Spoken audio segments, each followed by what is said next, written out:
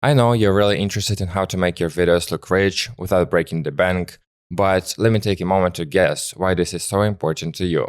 So maybe your videos look bad or cheap, and I totally get how frustrating it can be, but do you know why that is? Because there are 7 key elements that determine how your video is perceived.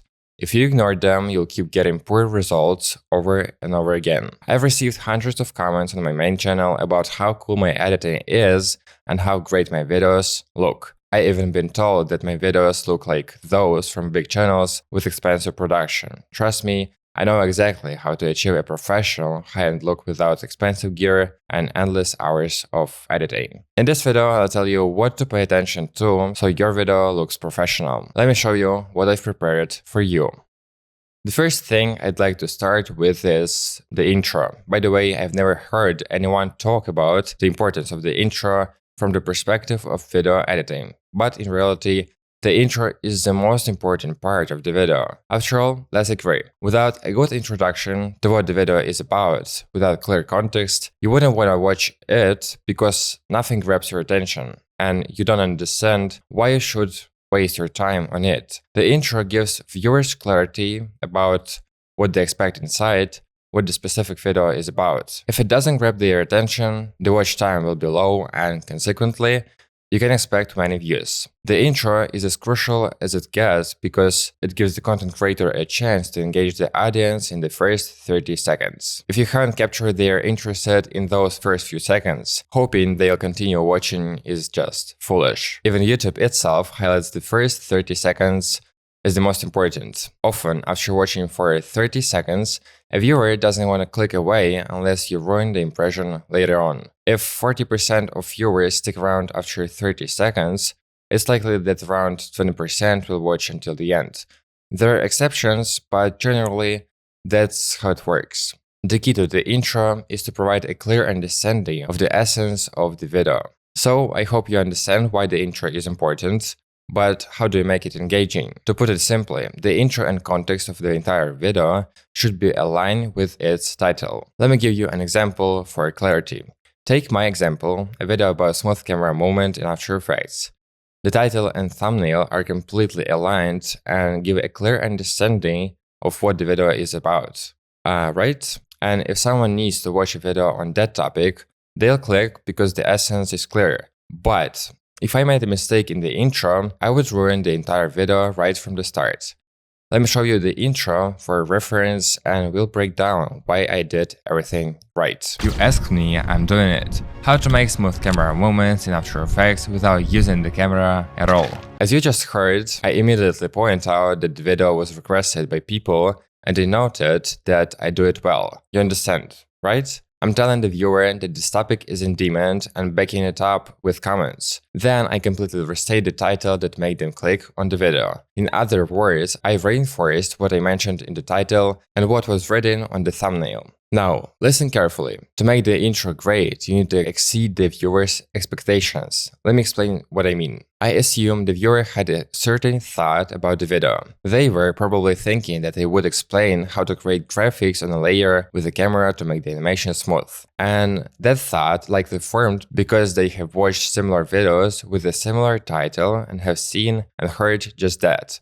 But here, I say that I will show them how to create a 3D camera effect without a 3D camera. So I hope you understand that the thought was one thing, but I'm telling them that I'll show them a new way to create this effect that they didn't know about. In fact, they were already interested in how to do it, and I'm also offering them an easier and faster option that gives the same effect. This way, I exceeded their expectations. And now I'll tell you about a few more nuances. If something unusual happens at the start, something that can capture attention, the viewer will give you that attention. Many say that the intro should be dynamic and fast, but that's somewhat a misleading thought. Let me explain why. There's one question that completely flips the understanding of what kind of content needs to be filmed and how to edit it. I hope you know that everything fast is currently attracting attention. Fast content is at the peak of use and grabs immense attention. Many people have developed ADHD, which is why short content is in demand and gain millions of views. But there's one nuance. The type of content completely depends on the audience you want to attract. If the goal is to attract a young audience, for example in the age range of 15 to 25, then the focus should be on fast content. Naturally, the intro should also be in that same style. I call it FAVE, which stands for Fast Action for Viewer Engagement. Sometimes this style suits people over 25, but that's already an exception to the rule. Generally, older audiences are attracted to slower content because the older generation's characteristics and their perception of the internet as a whole, it's much easier for them to grasp something that resembles how they used to absorb information. A 50-year-old person, I believe, consumed information from books, spending a lot of time understanding a particular topic more deeply. In books, topics are explained for a long time and with various words, unlike how it's done now on social media. That's why before editing a video, ask yourself or client what audience needs to be attracted. The approach to creating the video, and the intro in particular, changes dramatically because of the one factor, the age of the audience. So I've come to the point that it's important what you say in the intro and how well it matches the thumbnail, title, and the viewer's expectations. If you don't meet their expectations, you've lost the viewer. If you do meet them, you've gained their attention. If you exceed their expectations, you've captured their full attention from start to finish. There are many exceptions and factors in general that influence how long a viewer watches a video. I've always been amazing at how it can be said that video editing determines how many views a video gets, which is why proof of good editing skills has turned into showcasing results of video on YouTube. But that's simply not true. Just think about it. When you watch a video, a lot can happen. You might get a call, remember something important, get distracted, not like the appearance, voice, filming quality, or something else.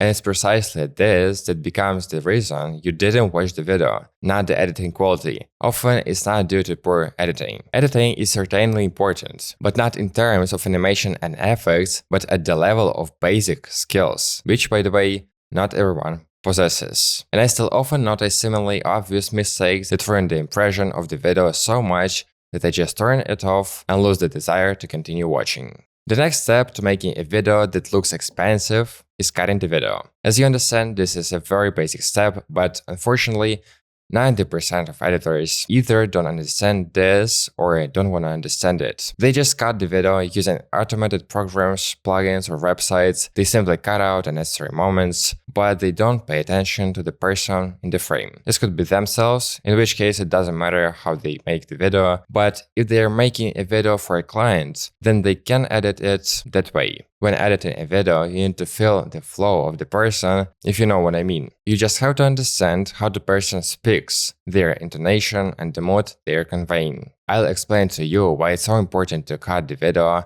with thought about why and how you are doing it. This is rather a deep topic that you won't be able to grasp it on the fly, so I ask you to listen and get the essence to understand what I'm trying to convey. Let's take me as an example. I'm a calm person who speaks calmly and tries to convey the same sense of calm and confidence in my video. Imagine what will happen if an editor starts cutting it as if I'm thinking and speaking very quickly. They add energy to me through dynamic editing. If they don't leave small pauses at the end and make the cut super dynamic, how will I appear in the video? How well did the video editor convey my inner feeling? What impression and what emotions will I ultimately convey in my video?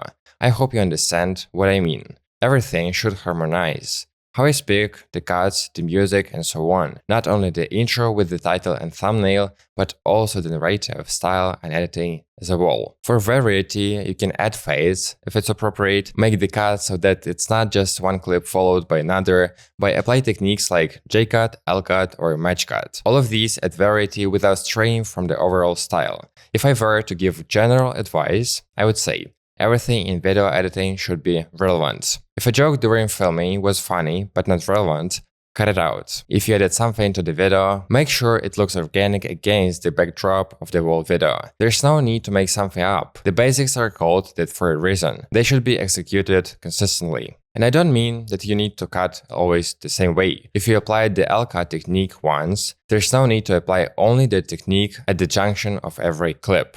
Just make a simple cut or crop on the next clip. It's simple but doesn't get boring quickly. These techniques are applied just for variety of the video, not on the permanent basis like basic cuts. Do you understand? Now it's time to talk about an underrated element in video, sound. And I'm not talking about sound design, but specifically about sound quality. To be more precise, I'm referring to the quality of the recorded voice. I hope you understand why this is so important and what quality sound is. A good example is any popular podcast. Yes, sometimes there's white noise, which is normal, but it can be removed in post-production. I won't generalize all content because podcasts are one thing and videos recorded outside are another, but right now I'm talking about the format of a talking head that everyone is familiar with. Typically, these videos are shot at home or in a studio, so the quality should be good, but often it's not. Many videos, even with expensive equipment, are edited with terrible sound. I understand that when watching on a phone, the sound might not seem bad, but many people use headphones that pick up all that noise and reverberation in the room. This greatly ruins the impression of the video. No one needs your high-quality video or great motion design if you can't be listened to. Of course, as an example, I'll talk about myself. I consider my sound quality to be excellent and I can confidently compare it to professional quality, even though I don't consider myself a professional in sound editing. By the way, leave a comment about what you think of my sound quality. So, my example, as I see it, is ideal because many top YouTubers buy microphone setups and audio interfaces for hundreds, if not thousands, of dollars, only to have sound in some videos worse than mine with a $60 microphone. Yes, I've been using this microphone to record my videos for the last 8 months. Of course, it's not as cool and easy as I would like, but the final result sounds just magnificent. It's all about the post-production, which is not difficult to do and can be done by anyone, but not everyone knows what I know to edit like I do. The space where you record plays just as important a role as the equipment. In fact, it might even be a more important factor than the equipment itself. If the space is large, it means there's a lot of echo and reverberation, which is instantly ruins sound quality. In that case, no post-production will save your sound. Therefore, it's crucial to ensure that the space where you record sound has as many objects as possible to absorb that echo. In this video, I dive deep into all these topics, but right now I'm only talking about the importance of all this in video. In future videos, I'll explain in detail how to apply all of this in your videos. So subscribe to learn more about video editing in depth. Now I'll talk about what I consider to be fairly objective matter: color. It's objective because there are aspects of colors and color correction that most people like, and since most people's opinions are objective, that's what matters. Anyway, that's not the point. Color, like what we discussed before, is a very important step in making your videos look expensive and professional. If you didn't know, most unedited videos look something like this. When filming with expensive cameras, the colors are captured in very muted tones, which are later made more vibrant for a realistic image during the actual video editing stage. There are two categories of color processing: basic and advanced. The basic categories include settings such as exposure, white balance, tint, contrast, and similar adjustments. These set the fundamental settings for light and color. The advanced categories include tools like wheels, sharpness, noise, curves, and so on. There can be many variations of settings. Many people also use LUTs. To put it briefly, LUTs are color presets that allow you to color grade your video with one click. You can then adjust these settings, but it's mainly done to avoid having to set everything up from scratch each time, provided that the location and lighting are consistent. In other cases, the approach to color correction should be tailored individually for each video. Personally, I individually adjust the colors in each of my new videos. This video is an exception to the rule because of its format. Overall, I advocate for an individual approach to each video. I'm against presets and uniform effects, but there's a factor like editing speed or deadlines that may prevent you from meticulously adjusting colors, effects, and animations. You have to find a way out and use presets. Using presets doesn't necessarily mean it's bad, as there are various presets available. For instance, I have my own presets that I use in After Effects for certain manipulations that I perform consistently from project to project. There aren't many of them because I've only set up the most essential and frequently used ones, but this makes them very high quality. They are tailored specifically by me for my needs and tasks. I also haven't mentioned why it's so important to know how to work with color, at least at the basic level. The thing is, you convey the atmosphere of a video through color and light.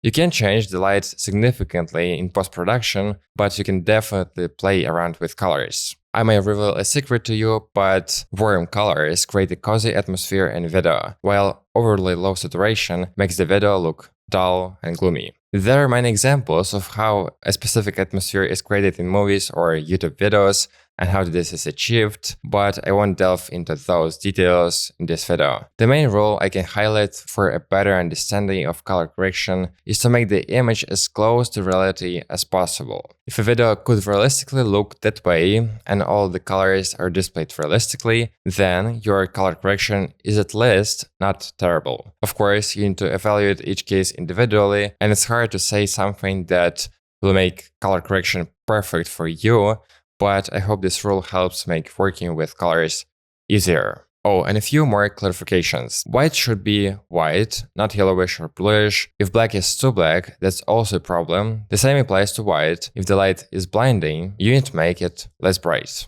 Let's move on to the details. By details, I mean text, video, GIFs, and similar overlay elements on top of the main video. The main video is called A-roll, while the secondary video is B-roll. You've probably heard about this, but just in case, I'll explain what it is. For example, you're filming a YouTube video featuring your face. Whether you're just a creator or a business owner, doesn't matter. Everyone has different goals, but the format is roughly the same. What you filmed with your camera, where you talk about something, is called A-roll. This serves as the main source of visual and audio information. B-roll, as I mentioned, is the secondary footage used when you need to visually show what you or someone else in the frame is talking about. It's pretty straightforward. There are other ways to illustrate what you are discussing, like creating an animation, but that's a more advanced level. And don't think that you can watch a few videos on animation and become a great editor. No, animation won't save your poor video just because you made it and it should grab attention. There are a few more details that truly make your videos look more expensive and better than just beautiful animations. What attracts people isn't just beauty, it's usefulness. If your information is useless and can be applied, then your video is of no value to anyone. Of course, this assumes that the essence of your video isn't teaching or conveying information for clients or viewers. If it's not useful content but just something nice to look at, like a showreel, then yes, you need to focus solely on aesthetics.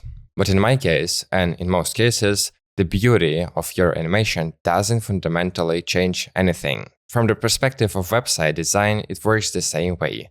If a website doesn't sell and has zero conversion rates, then the site is of no use to anyone, even if it's beautiful. It's crucial to understand this if you want to create videos that are expensive and effective for clients, whether they're businesses or individual clients. Even if you didn't just watch a video, but also repeated everything shown in it, that won't teach you to animate as a whole. It requires practice. Honestly, I don't consider myself a professional animator or motion designer, even though I have extensive experience and many skills. If I need to replicate what someone else has done, I can do it. I've already demonstrated this on my channel and created 4 animations. One of the videos received a funny comment saying that I did it better than the original. Thank you for that. So adding details doesn't seem like too complicated a task until I show you how you could improve it. I don't mean to imply that adding details is a complex process.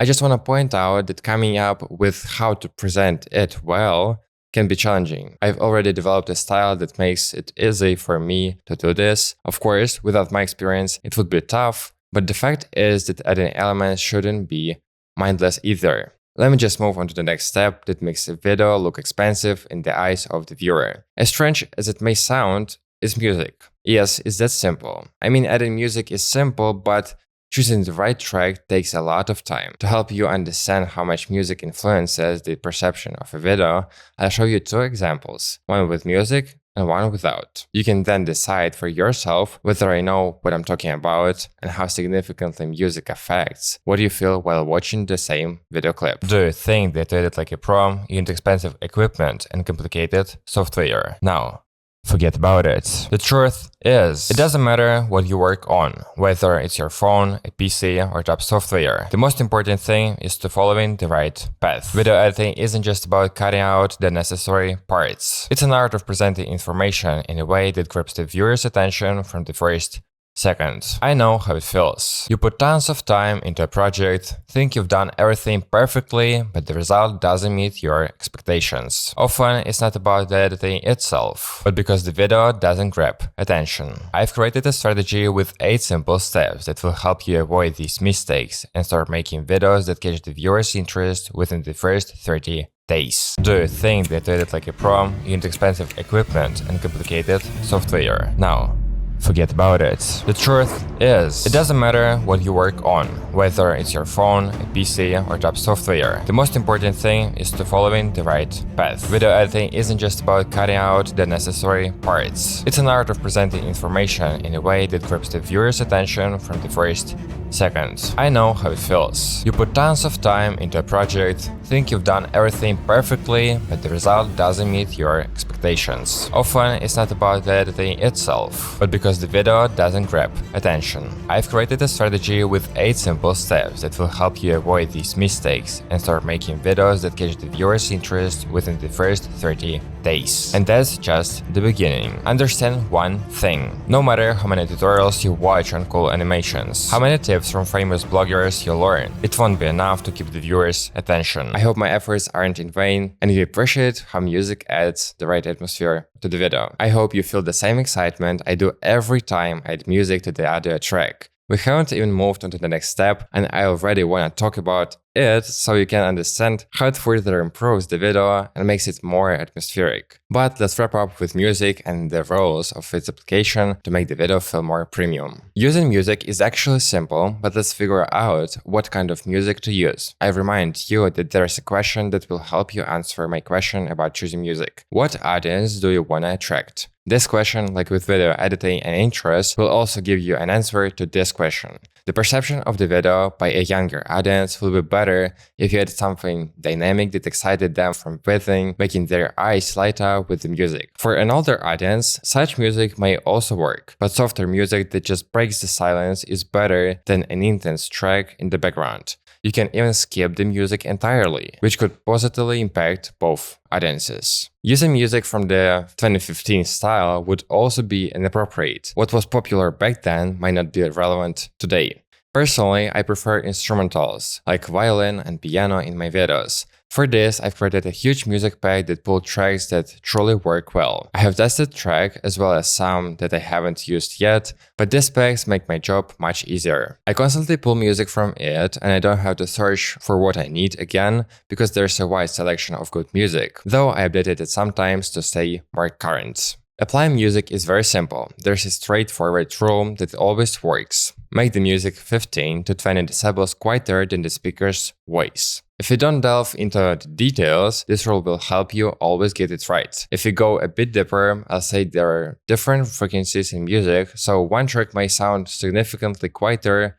while other can overpower the voice at the same volume. That's also something to consider. In other words, don't rely solely on the equalizer. Use your ears too. Just understand that music is a background for the atmosphere in the video, and it shouldn't interfere with the information being conveyed. If the music is clearly audible and doesn't require you to listen closely, and the person's voice in the frame is heard perfectly, then that's the ideal balance. If you adjust it this way, it won't matter what the music's volume is, as long as it doesn't interfere with listening to the information in the video. I've been waiting to share the final step, but it's definitely not the least important one. This step complements the entire picture and like the icing on the cake of the whole video.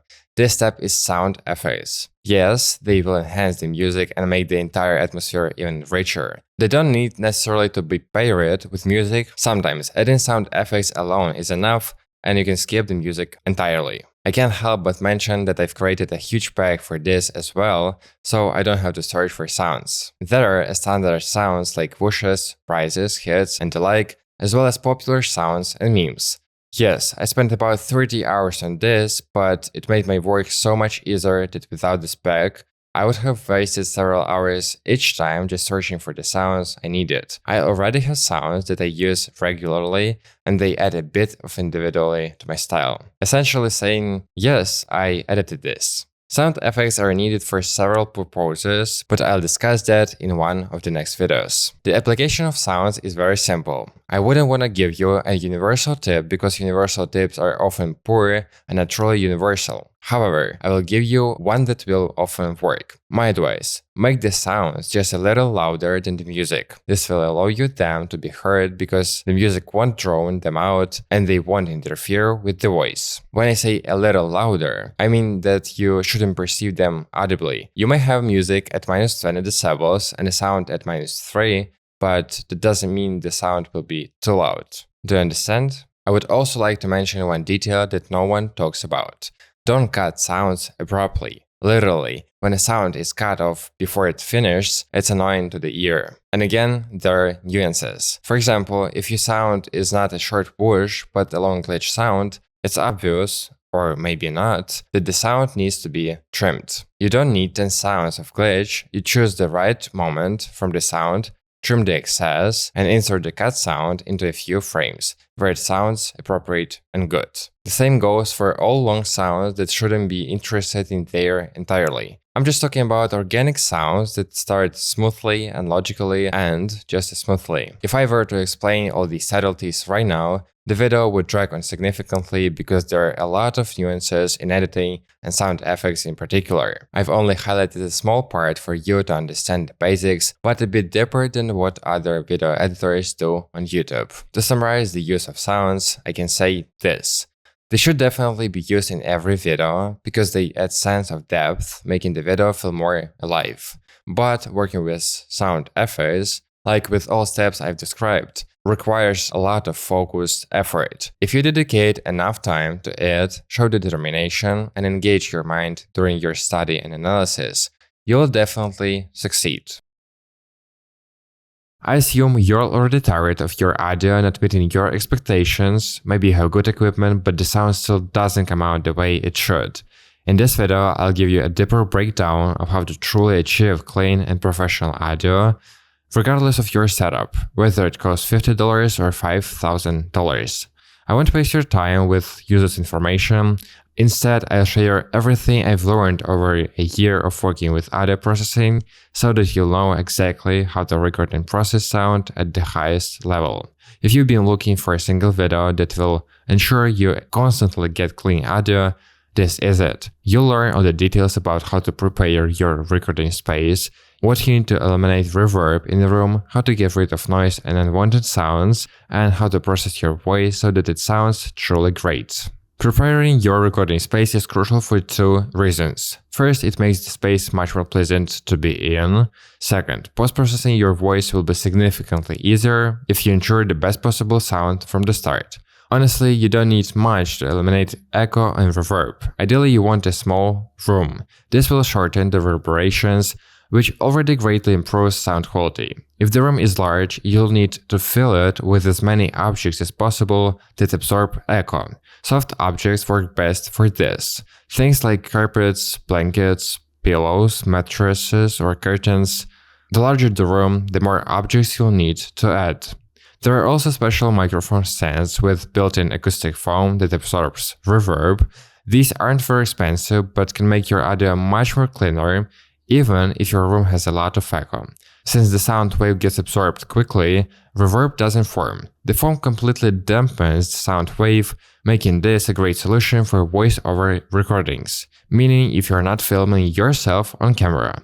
If you don't want to buy acoustic foam, I have an alternative that works just as well. It may not look as aesthetically pleasing, but it's just as effective. All you need is a single blanket. Position it behind your microphone so that it covers a good amount of space both in height and width.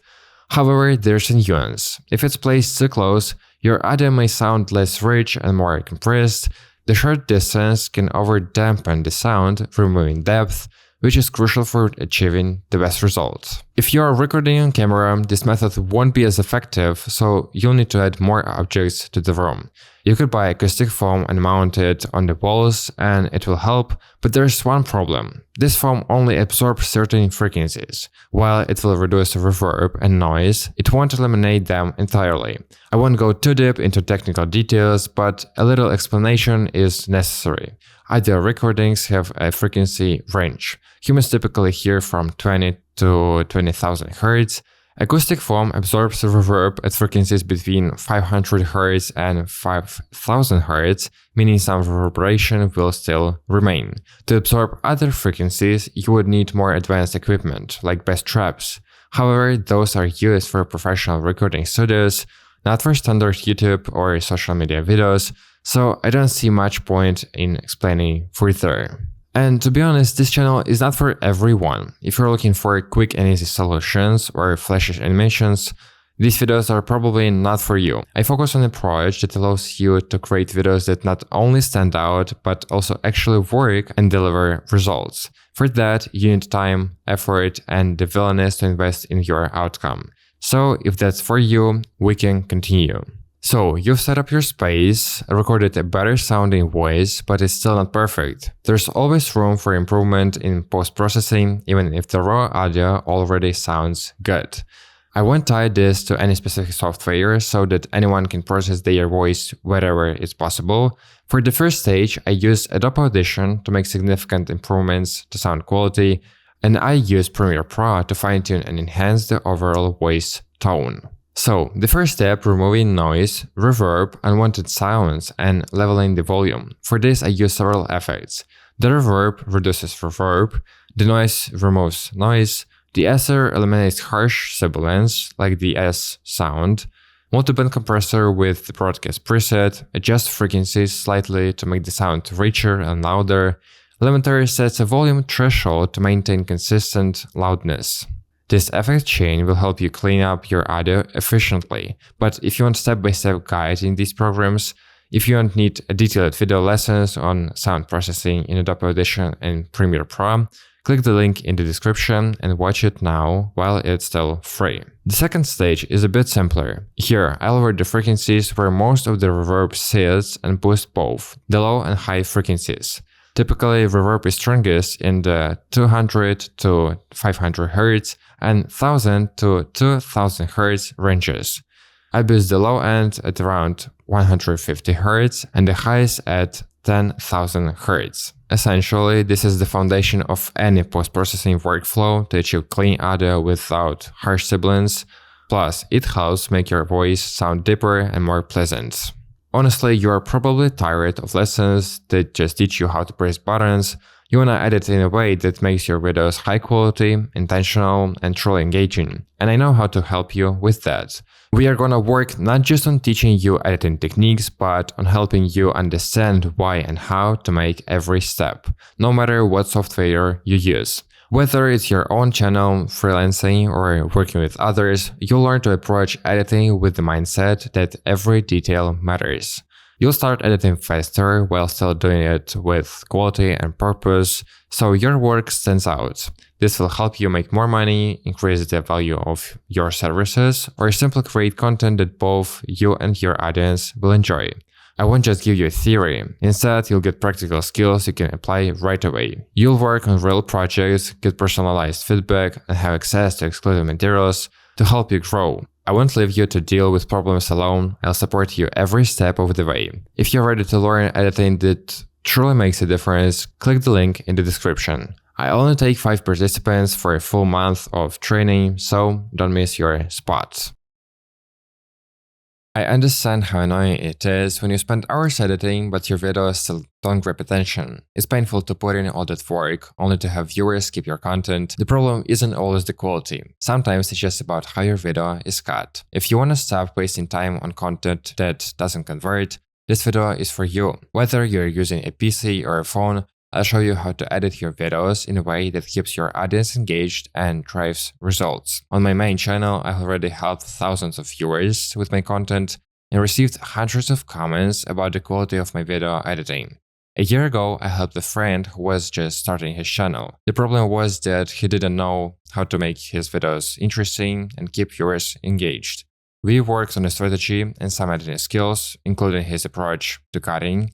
In just 7 months, he gained 100k subscribers and earned over 10k of dollars. This is an example of how the right approach to editing can drastically change your results. I guarantee that if you watch this video to the end, you will learn a lot of new things, remember what you knew before, or even change your perspective and approach so that you start making proper video cuts. Thanks to this, your videos will start getting more views than before.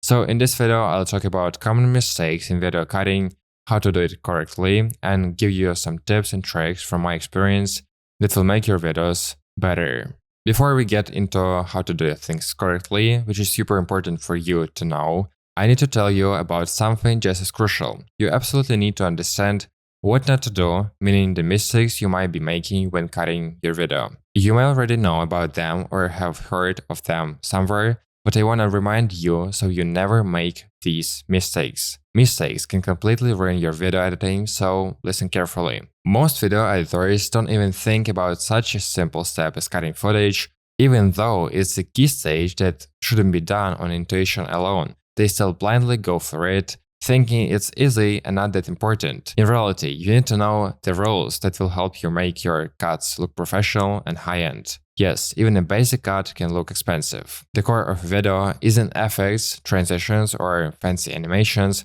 which I have already talked about in my video on how to make your editing look expensive. The foundation of a video is in the cutting and other basic elements, which I'll definitely make more videos about on this channel. Obviously, the first step is cutting your footage, so you need to do it carefully. If you mess up the first stage, the whole video will look bad.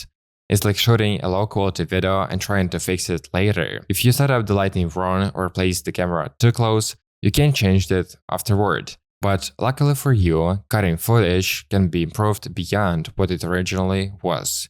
If your cuts are bad, no amount of good visuals will save your video from failure. Remember the golden rule. First, build a strong base for your video, and then work on the visuals, adding beautiful animations to enhance it. This is the biggest mistake, trying to make your video look good without handling the basics, which have a way bigger impact than the visual effects.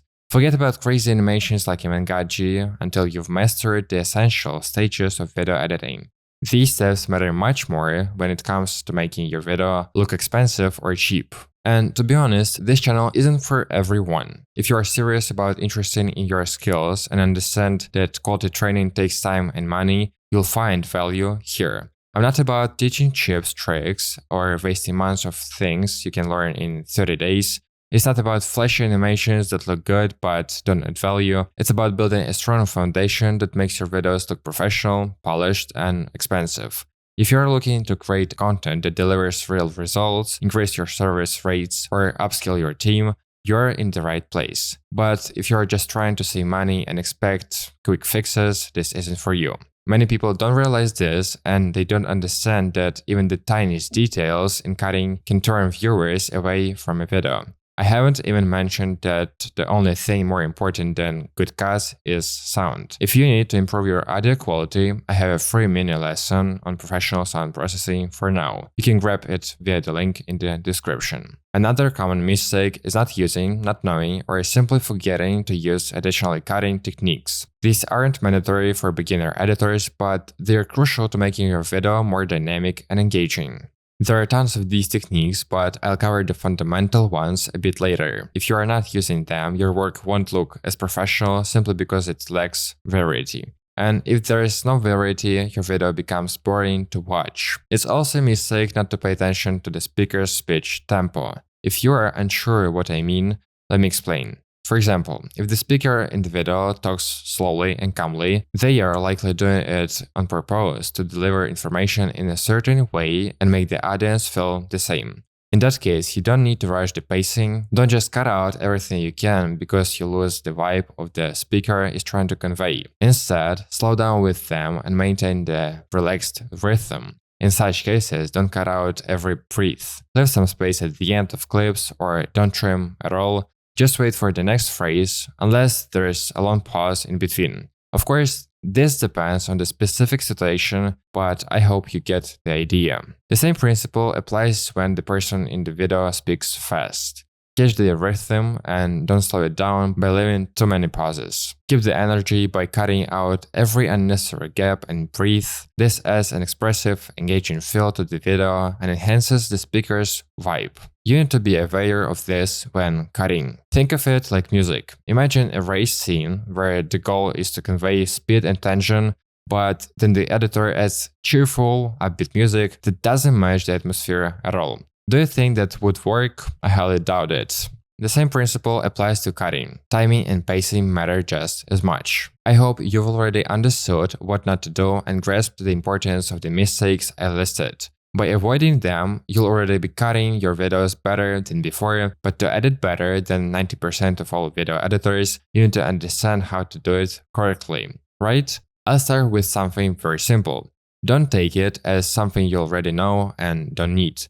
First, hear me out, then decide. You need to remove everything unnecessary from the video. This could be a failed take, a breath, or even a joke. Yes, a joke can be appropriate and add emotion to the video. In that case, you should keep it to lighten the mood and create sense of connection with the viewer to make them feel the video is real. But if the joke is out of place, even if it's funny, cut it. This way, the audience won't be distracted or confused, making it easier to grasp the main point of the video. Again, don't take this as a strict rule that you must always follow. No, you need to analyze each case and decide how to cut your video. Should you do it quickly, cutting out everything unnecessary, or take a slower approach, keeping small pauses to maintain the right atmosphere? It all depends on the specific situation, and there is no universal advice. I just gave you two opposite cases and their solutions. Your task is to connect with your own work. You need to understand how the viewer perceives it and ensure they enjoy the viewing process. They should feel that their time is well spent and that the video is worth watching. They should enjoy the flow of the video, not just its individual elements, something many focus on when creating flash animations. Maybe you're watching this video and really enjoy it, thinking the information is valuable and your time is well spent. If so, leave a comment about what you find engaging in this video. I'd love to read it. I have a simple rule. No matter how you cut video or how much you remove, always make sure the clips start with speech. If the beginning contains a few silent frames, a breath, or just a movement, cut it. If during editing you notice you've cut off half of a person's movement in the frame, don't overthink it. Movement isn't as important as the information being spoken. The key is for the speech to start immediately, without unnecessary frames at the beginning. At first, you may not see the point, but with experience, you'll realize it looks much better. Leaving unnecessary frames just looks unprofessional. Now I'll tell you about a few video cutting techniques I mentioned earlier. If you normally just cut videos, that's a standard cut. Nothing special. It works for any video and you can stick to it if you want. But I prefer to go deeper, so here are a few more techniques to make your editing less typical. J-cut, L-cut, and match cut. There's nothing complicated here. You just need to understand the principle behind each one. Listen and you'll get it. J-cut. This is when the audio starts slightly before the video track. The offset can be 5 or even 10 frames, depending on what looks and feels best. Usually too many frames create discomfort, so I don't recommend going beyond 7 frames. L-cut. This is when the video starts before the audio track. It works the same way as a J-cut. A difference that's too large will make the video uncomfortable to watch. Match cut. This one is a bit trickier. There are at least 2 ways to use it. First, when you have multiple locations but the central object differs while keeping the same shape. A quick transition creates a slideshow effect, and the similarity in shape between shots makes the transitions feel seamless. Second, when an action continues across different angles. For example, let's say you're picking up a computer mouse. The first shot shows you reaching for it, and the second shot, from a different angle, shows you placing your hand on it. The movement is split between 2 clips but maintains continuity. I have an animation example of this cut. Imagine a cursor moving toward a button. The next clip zooms in, making the button appear larger than in the previous frame. I hope you understand the essence of each cut. On YouTube, J-cuts and L-cuts are the most commonly used. Just using these two will add variety to your videos. but don't apply them to every cut, it will ruin the diversify and overall viewing experience. There's another small variation where you can slightly overlap one audio track with another. That is, the first speaker hasn't finished their sentence, but the next speech already begins on the second audio track. This is another type of cut, just with audio. But be careful not to overlap too much, or it will make the speech hard to understand and ruin the video's structure. There are hundreds of nuances that can vary in every situation, and listing them all is impossible, but I've highlighted the key ones and explained their principles. My advice to you, don't overthink it too much, especially if you're just starting out. I don't mean that you shouldn't cut your video or do things the way you want, ignoring editing rules. No, you need to dive into this topic, understand how it works, and learn how to do it properly, but once you've mastered it, don't pay excessive attention to every single frame, especially if it's a casual and authentic video where perfect editing and extreme precision aren't necessary. Assess the situation. If it's an advertising campaign for a business or brand, or just video that requires that level of attention, then do it as it should be done. That's it, you can experiment. After all, there are no strict rules on how to edit a video frame by frame. Still, despite what I just said, a bit of creativity should always be there. We are in a field where creativity is needed and matters, unlike programming, for example. Also, always approach each project responsibly and with a clear mind, especially when editing for someone else. Every video should be edited with awareness. When it comes to your own videos, you can do whatever you want because it's yours. But if there's a clear technical brief, follow it and don't invent something new. At the end of the day, especially at the editing stage, you need to think about what and how you're doing things, because the final success of the video depends on it.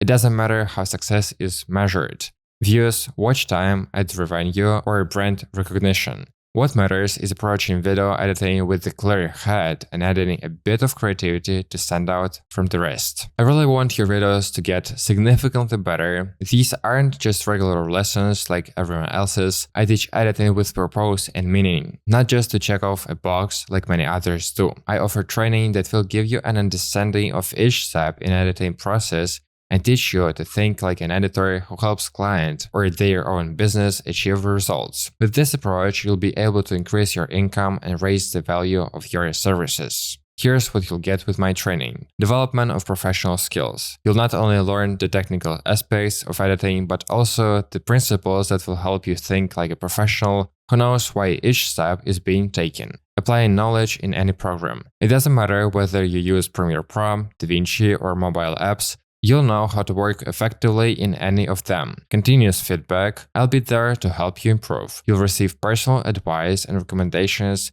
that will speed up your growth. Access to exclusive materials, not just video lessons, but also exclusive presets, loads, sound and music pack, overlays, icons, everything you need for quality editing. Community support. You won't be working alone. You'll be surrounded by like-minded people who will support and motivate you. If you're ready for editing that doesn't just get the job done, but actually makes a difference, I'll help you make it happen. You'll learn to approach each project consciously, understanding how to achieve results. Training is limited to give attention to each participant, with only 5 spots in the group. Right now, you're looking at 2 examples of the same video. Which one do you find more pleasant to watch? I would guess you prefer the one on the right. Am I right? I think you already figured out that the only difference between these 2 videos is color grading. But what if I told you that for the most part, color in the frame determines whether people will watch your videos or not? And what if I told you that the colors in your frame directly influence how many views your video will get? This isn't a myth or a made-up theory, it's just color, and it affects how people perceive your videos. And if color grading has such a huge impact, then you definitely need to know how to get great colors in your videos. In this video, I'll show you how to achieve high-quality color grading and teach you everything about color that you didn't know about before or maybe never even considered, so you can make your videos more visually appealing. To start, let's take a look at color models. Color models define how colors are encoded and displayed in the digital world. Different models are used depending on the task, and each has its own unique features. I'm gonna break down the 3 main ones: RGB, HSL, and LEB. RGB is primary model used in monitors, TVs, cameras, and all digital displays. It's based on the principle of additive color mixing. The more light you add, the brighter the color becomes. Imagine a black screen. If you add red, it lights up red. Add green and you'll get yellow, add blue, and all three colors mix to create white. This is exactly how screens work. They simply turn different colored pixels on or off to create an image. With RGB, you can mix these three colors in different proportions to create any shade. You've probably seen these three values before. Well, depending on what numbers you enter, you'll get different colors. RGB is great for working with videos and images, but it has one downside. It doesn't always match how the human eye perceives color. For example, pure blue appears darker than pure yellow, even though they have the same brightness in a digital representation. Now, let's talk about HSL. Imagine you want to change an object's color, but keep its brightness and saturation the same. In RGB, this is tricky because colors depend on each other. But HSL, which stands for hue, saturation, and lightness, is designed for exactly this purpose. HSL describes color with three parameters. Hue, the actual color, is measured in degrees from 0 degrees to 360 degrees. 0 degrees is red, 120 degrees is green, 240 degrees is blue, and so on. Saturation, how pure or muted the color is. At 0% saturation, the color turns gray. Lightness, how dark or bright the color is. 0% is black, 100% is white, and 50% is the mid-tone. HSL is useful in design and color correction because you can adjust just one parameter without affecting the others. For example, you can shift the hue to turn blue into green while keeping the same brightness. RGB and HSL are device-dependent, meaning the colors you see on the screen may look different on another or when printed. But there's a color model that's independent of devices. LAB. LAB is designed to match how humans actually perceive color. It has three components. L, lightness, the brightness of the color, ranging from 0, black, to 100, white. A, the excess from green to red. B, the excess from blue to yellow. What makes LMB interesting is that it can be used for perfect color correction. For example, in Photoshop, you can make skin tones look more natural without affecting lighting, or you can adjust colors without losing details, something that often causes issues in RGB. So, which model should you use? RGB is ideal for working with videos and images on screens. HSL is great for editing colors, especially in design.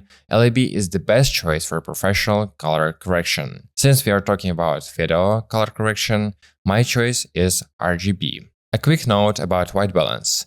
White balance is one of the key settings for adjusting color. It determines the tone of white in your footage. But this isn't the same as tint, which I'll discuss later.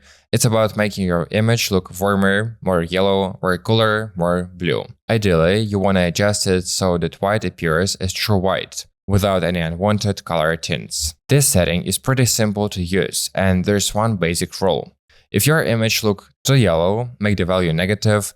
If your image looks too blue, make the value positive. It's an easy fix. You can clearly see the difference between blue and yellow. You can also use an auto white balance tool with an eyedropper. Click on the eyedropper, select the whitest part of your video, and it will automatically adjust the balance. However, this feature isn't always 100% accurate, so I recommend adjusting it manually. This way, you'll understand how it works and fine-tune it exactly how you want. Now, it's important to talk about where and how to do color grading. For this, I can highlight several programs and tools. Let's start with the programs. Of course, I recommend using DaVinci Resolve for color grading because this is where you have a huge number of features and options that will help you adjust colors down to the finest details. However, since I started and continue to work in After Effects and Premiere Pro, I would advise you to use the Lumetri Color effect in these programs. It will give you a basic and few additional settings that will definitely be enough for quality color grading. As far as I know, in Final Cut Pro, the adjustment is a bit more complex and requires adding several effects, but it doesn't change the essence. It absolutely doesn't matter which program you're using. What's important is the knowledge you have to adjust colors correctly. You can do color grading even in CapCut and achieve high quality or you can work in DaVinci and make the colors terrible. What matters is not which tools you use, but the knowledge you apply in your work. Therefore, it's crucial not to fixate on equipment or software, but to use what you have. Focus on information and consume as much as you can, delving deeply into the field in which you wanna develop. Before you start doing color grading, you need to ensure that your monitor is correctly set up. For this, you need to calibrate your monitor. The easiest way for Windows is to search for Calibrate Display Color in the search bar and go through all steps in that test, where you can fine-tune the colors and contrast on your monitor. I haven't worked on macOS, so I can provide guidance there, but I'm sure you can find a way to set up the monitor similarly. You may search in the settings or check on YouTube. Additionally, you need to adjust the monitor itself, not just in the system. Depending on which monitor you have, you need to find videos on YouTube that specifically address setting up your monitor. If such a video doesn't exist or you don't like the colors after adjusting, you will have to configure it yourself. In fact, you need to make the colors look natural. For example, you need to adjust the RGB so that it's not obvious that one of the three colors stands out more than the others. In other words, there shouldn't be a dominant red, blue, or green hue. If one is noticeable, you need to decrease that color if everything is set to 100, or increase the others if all your parameters are slightly below 100. To avoid talking too much about monitor setup, I'll show you my settings instead. You can copy and edit them if your colors are displayed poorly. A few more tips. Don't make the saturation and contrast too high. Doing so can significantly distort the actual color and light rendering. After a bit of theory and monitor calibration, we can move on to the basic color correction. First, I will show you the tools and explain what they are for, and then I will demonstrate my process so you can see what I do and how it affects the results. First is white balance. As I mentioned, you can adjust the white balance using the eyedropper tool. This way you can set the temperature, which is the theory I told you about, but there is also green and magenta tint that can be adjusted automatically. I would recommend setting this manually. The next adjustment is saturation. You can adjust it here if you want to do only basic color correction, but if you are aiming for quality, it's better not to adjust it now. I'll show you a method and settings that will allow you to adjust saturation more precisely later. The exposure parameter generally makes everything brighter. I wouldn't set its value above 1. Usually my exposure is around 0.3 to 0.5. Contrast makes the image sharper by making the bright areas brighter and dark areas darker. I set the maximum value to 50. Sometimes you can make it negative, but that's very rare. Highlights make bright areas lighter or darker. Shadows do the same but for shadow areas.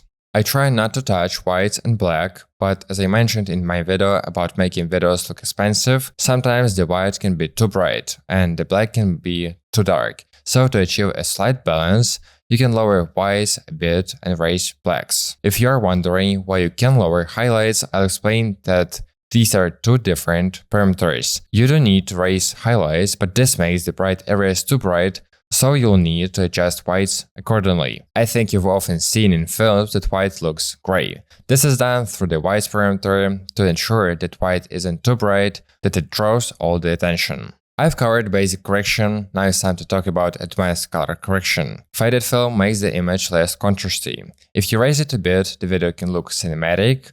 Honestly, this parameter is not really necessary, only in the rarest cases. Sharpen makes the video clearer, or adds blur if you set the parameter to a negative value. Now, let me explain why we didn't adjust saturation in the first block. Because here, there are two parameters that control the saturation of the video. If you don't want to fuss too much over this, you could just adjust saturation, but I will tell you about more detailed settings. Saturation is the overall saturation of the colors.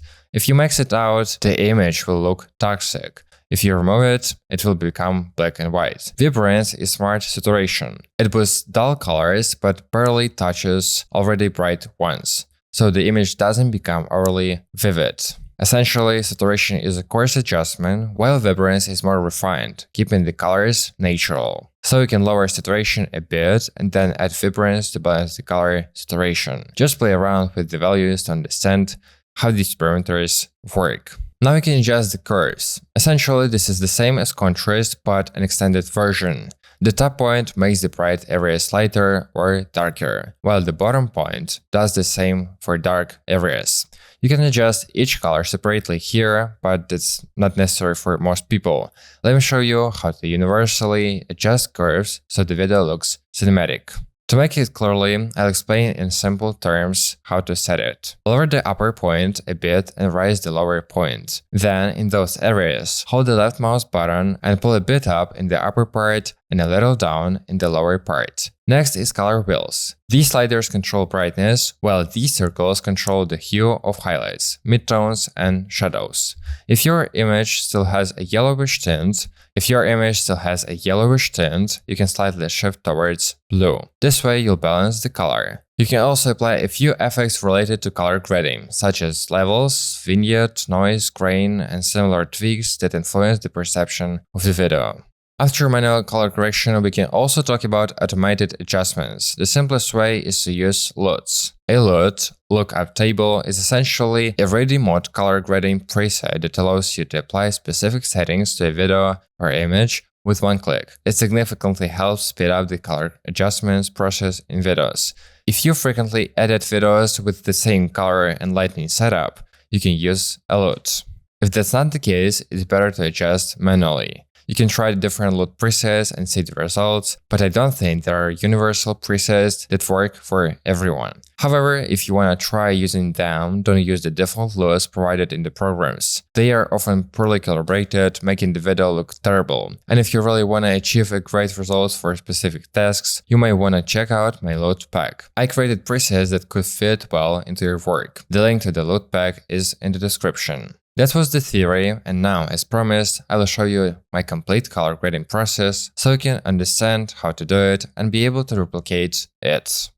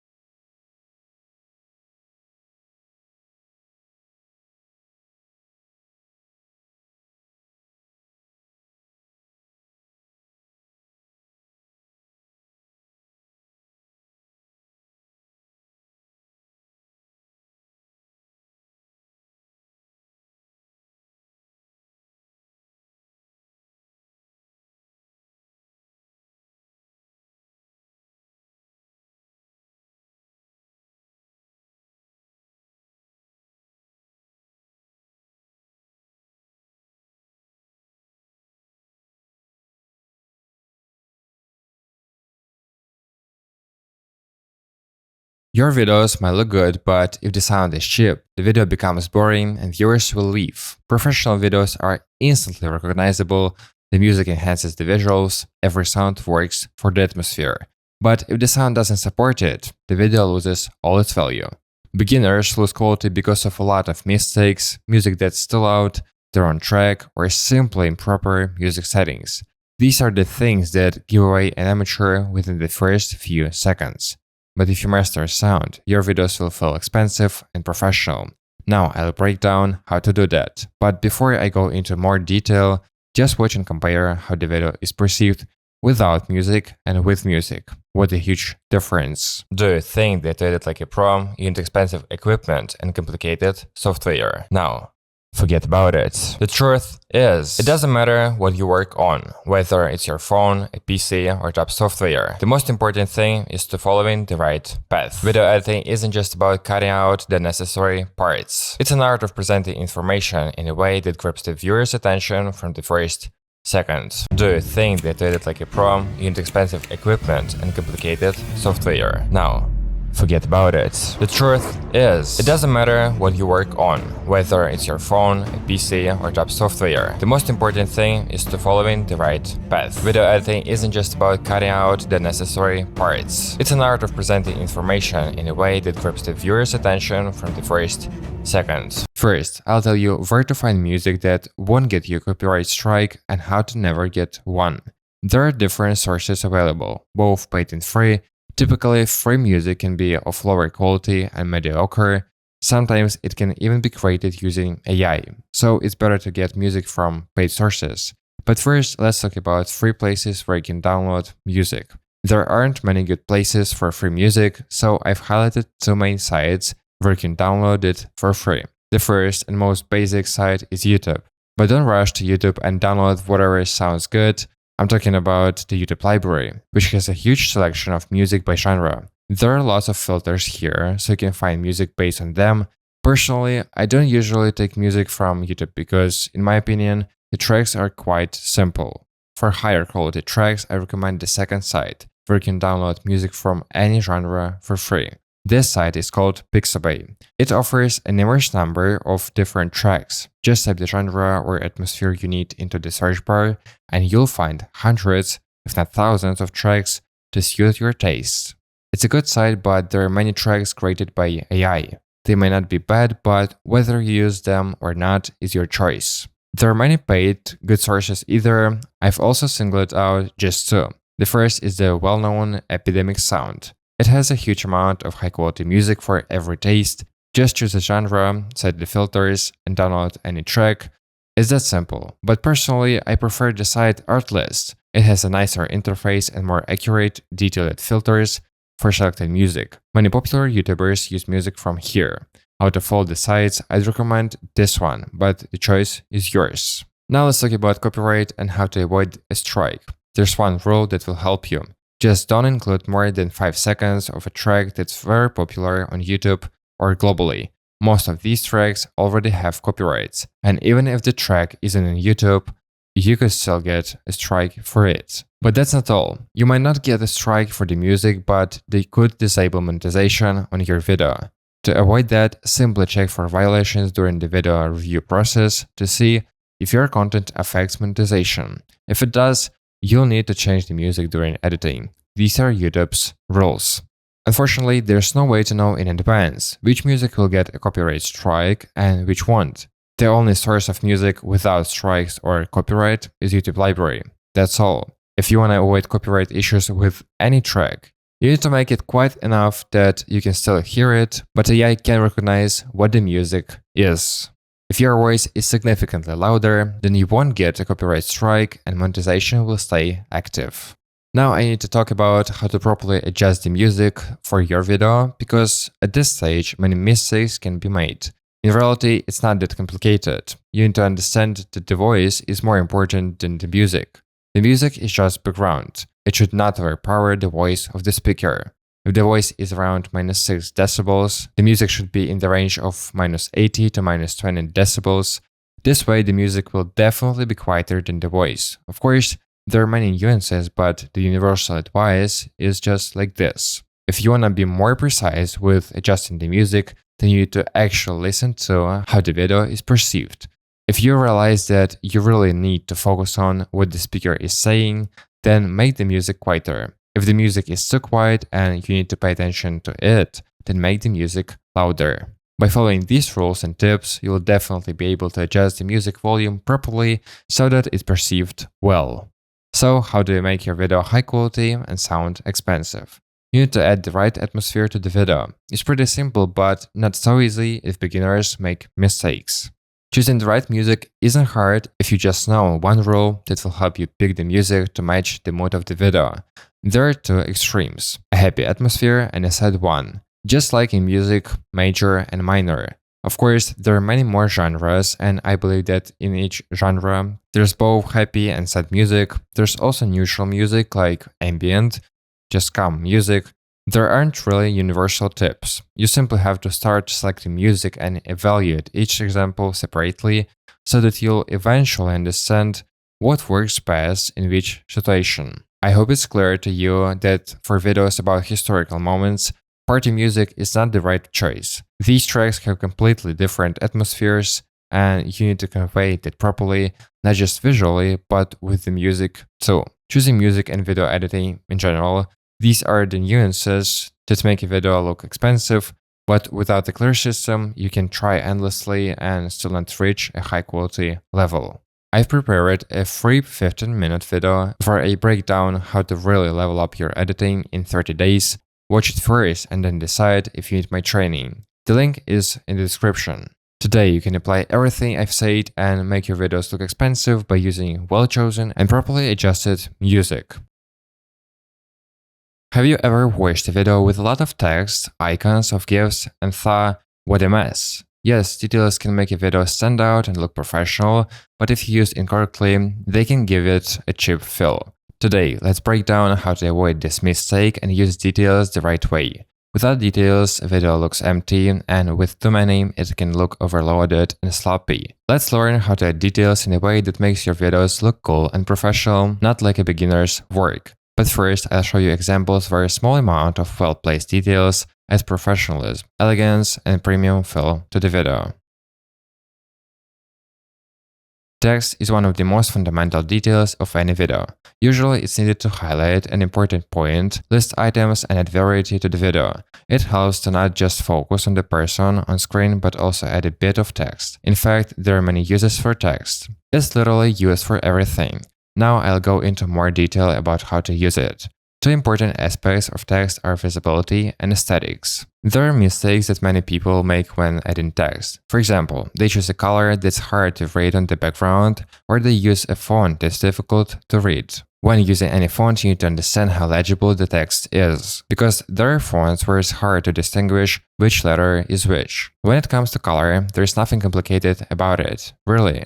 First, you just need to understand color contrast. It's obvious that yellow text on a green background looks bad, or white text on a gray background. While this option is a bit better, there is still that sense of difficulty in reading the text. Not always incompatible colors actually look that way. It's important not to only consider the color, but also its tint, saturation, and brightness. The best option is black on white or white on black. I hope you understand that the color contrast is there and it looks beautiful. Honestly, this is my favorite color combination in everything. However, there's another nuance. While the contrast can be there, it might not look as aesthetic and premium as black and white. For example, blue and orange are pretty contrasting colors, but do they look good together? I don't think so. But as I mentioned, you can tweak the tone a bit and less saturated colors can look better. So there's a bit of complexity here. Apart from contrasting colors, you also need to pick them properly. You may have already heard of color wheel and color combinations that go well together. Well, you can use it as a guide, but it doesn't guarantee that the colors will always look great together. That's why there are specific color combinations that go best together. There are quite a few, so you'll definitely find something you like. To help with that, I've created a small PDF file where I show these combinations and included the code for each color to make it easier for you to copy them into your projects. The link is in the description. The next detail about text is the font. A font can be hard to read because it's too thin or too distorted. And if you also add the wrong color, it certainly won't give your video a premium feel. You can choose a font that's easier to read, but in that case, you may run into a font that doesn't look that nice. It may be fine, but there are plenty of fonts that will look better. To start, you can take fonts from well-known brands. That way, you're unlikely to make a mistake with the font. Also, fonts may not match the style of your video. There are various beautiful and readable fonts, but some just won't fit the style of your video. You need to pay attention to that as well. Personally, I like using bunch shrift. It may not look the most beautiful, but it's easy to read. It's a standard system font. I also don't recommend using weird designer fonts that might seem cool, but if you look at the fonts used in advertising campaigns or quality YouTube videos, you probably won't find anything like that. It's better to avoid those creative fonts. And to make sure you know what's trending and will look good in your videos, I've prepared a list of the best fonts. I've also left it in the description. The next detail you can use, aside from text, is icons. Well-chosen icons can visually highlight what's being discussed in the video. Usually, icons can represent a specific program or company, such as using a logo. Or you can add an icon to visually show certain actions in a clean and clear way. There are many variations of how and where to use icons, but overall the main task of icons is to highlight key moments, and to do so in a way that doesn't look cheap. Icons should be in the same color palette, have a unified style, and not conflict with each other. If you are adding company logos, you can simply change the color to make them fit better. However, if you need to highlight a specific company and draw attention to it, it's better not to change the color, but to create a beautiful background around the color that matches the logo seamlessly. It's important to realize that you shouldn't blindly copy others, but understand why you're doing it and what the goal is. Also, I can't stress enough that graphics in a video are just as important as all the other elements I've mentioned. And honestly, you don't even need to make them overly beautiful or overthink it and waste a lot of time. You can simplify it and still make it look nice. My version of graphics, in my opinion, looks simple and stylish, even though I didn't spend more than 5 minutes on it. What matters is how well the elements work together, both within the animation and within the video itself. Because if the mood of the video should be fun and entertainment, but you stray from that style and try to make it look like something Apple would do, it will feel completely out of place and ruin the overall impression. Remember, just because something looks beautiful doesn't mean it's appropriate, professional, or expensive looking. To make it easier for you to find and use all these icons in your videos, I've created my own pack, which I personally use. It contains a huge collection of icons and logos for literally every occasion. The link is in the description. Another detail is animation. Although I already talked about graphics, animation is still a bit different. What I mean is that animation is the specific way elements appear on screen, and they can either ruin the look or improve the video. I have a simple rule that helps avoid making mistakes. Keep the animations simple. Yeah, it's that simple. You don't need to spend a lot of time thinking about animations. The simplest one work best. For example, you can animate the opacity from 0 to 100 to create the text fade-in effect. Or you can create an animation where the element appears from the bottom upwards, adding smoothness to animation with graphs. It's a very simple animation, but it looks clean and definitely doesn't feel cheap. For the text fade-in with opacity, you can also add a blur at the start and then remove it. It looks much better than without the blur. Simple appearance animations like these often work better and give a more pleasant viewing experience compared to when everything feels too complicated. The one thing I don't recommend is basic fade-ins. For example, when the text simply appears and then quickly disappears. It looks very unprofessional even though it's super simple. It's just too simple. It's better to avoid this and go for minimalist animations instead. Minimalism is highly valued right now. It looks expensive and professional. In fact, it makes your job easier while delivering great results for your client. Think about how you can make your work more effective by simplifying things and not trying to make everything perfect. Sometimes imperfect works better, and in most projects, perfect isn't necessary. All you need is a solid fundamental video editing. I used to really struggle with my perfectionism. At the time, I didn't use any preset because I wanted to do everything manually to control every little detail. Of course, it paid off, but it wasn't worth all the time and effort. So I dialed back my perfectionism a bit, and it made everything so much easier. SFX aren't just sound effects, they're a tool that can elevate your video to a whole new level, turning it into something unforgettable and professional. In a world where content competes for attention every day, every detail matters. The right SFX not only enhance the atmosphere, but also make your content more appealing to viewers who appreciate quality. Imagine you're working on a project where you need to impress. All you need to add is SFX to make your content sound premium and expensive. It's the little details, like carefully selected sounds, that can make your content so powerful it stands out among millions of others. Let me show you an example of how a video feels with and without SFX. Do you think that to edit like a pro, you need expensive equipment and complicated software? Now, forget about it. The truth is, it doesn't matter what you work on, whether it's your phone, a PC, or top software. The most important thing is to following the right path. Video editing isn't just about cutting out the necessary parts. It's an art of presenting information in a way that grabs the viewer's attention from the first second. I know how it feels. You put tons of time into a project, think you've done everything perfectly, but the result doesn't meet your expectations. Often, it's not about the editing itself, but because the video doesn't grab attention. I've created a strategy with 8 simple steps that will help you avoid these mistakes and start making videos that catch the viewer's interest within the first 30 days. And that's just the beginning. Understand one thing. No matter how many tutorials you watch on cool animations, how many tips from famous bloggers you learn, it won't be enough to keep the viewer's attention. Do you think that to edit like a pro, you need expensive equipment and complicated software? Now, forget about it. The truth is, it doesn't matter what you work on, whether it's your phone, a PC, or top software. The most important thing is to following the right path. Video editing isn't just about cutting out the necessary parts. It's an art of presenting information in a way that grabs the viewer's attention from the first second. I know how it feels. You put tons of time into a project, think you've done everything perfectly, but the result doesn't meet your expectations. Often, it's not about the editing itself, but because the video doesn't grab attention. I've created a strategy with 8 simple steps that will help you avoid these mistakes and start making videos that catch the viewer's interest within the first 30 days. And that's just the beginning. Understand one thing. No matter how many tutorials you watch on cool animations, how many tips from famous bloggers you learn, it won't be enough to keep the viewer's attention. In video editing, there are many small details that affect the number of views. If you want your videos to grab more attention and sound professional, then watch until the end to learn everything you need and not miss anything. The significance of sound effects in video and their impact on perception is immense.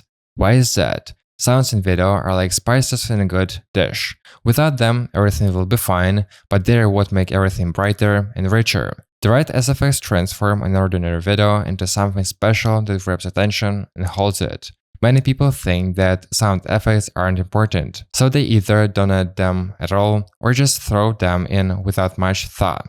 But that's a huge mistake and completely the wrong mindset. You can make hundreds of videos with and without SFX and compare them. I'm sure that every video with properly executed SFX will make the video sound more expensive. Without sounds, the video will look unfinished and flat. Sounds, on the other hand, add depth to any video. It doesn't even depend on the type of content. A video could even be without music but still has SFX.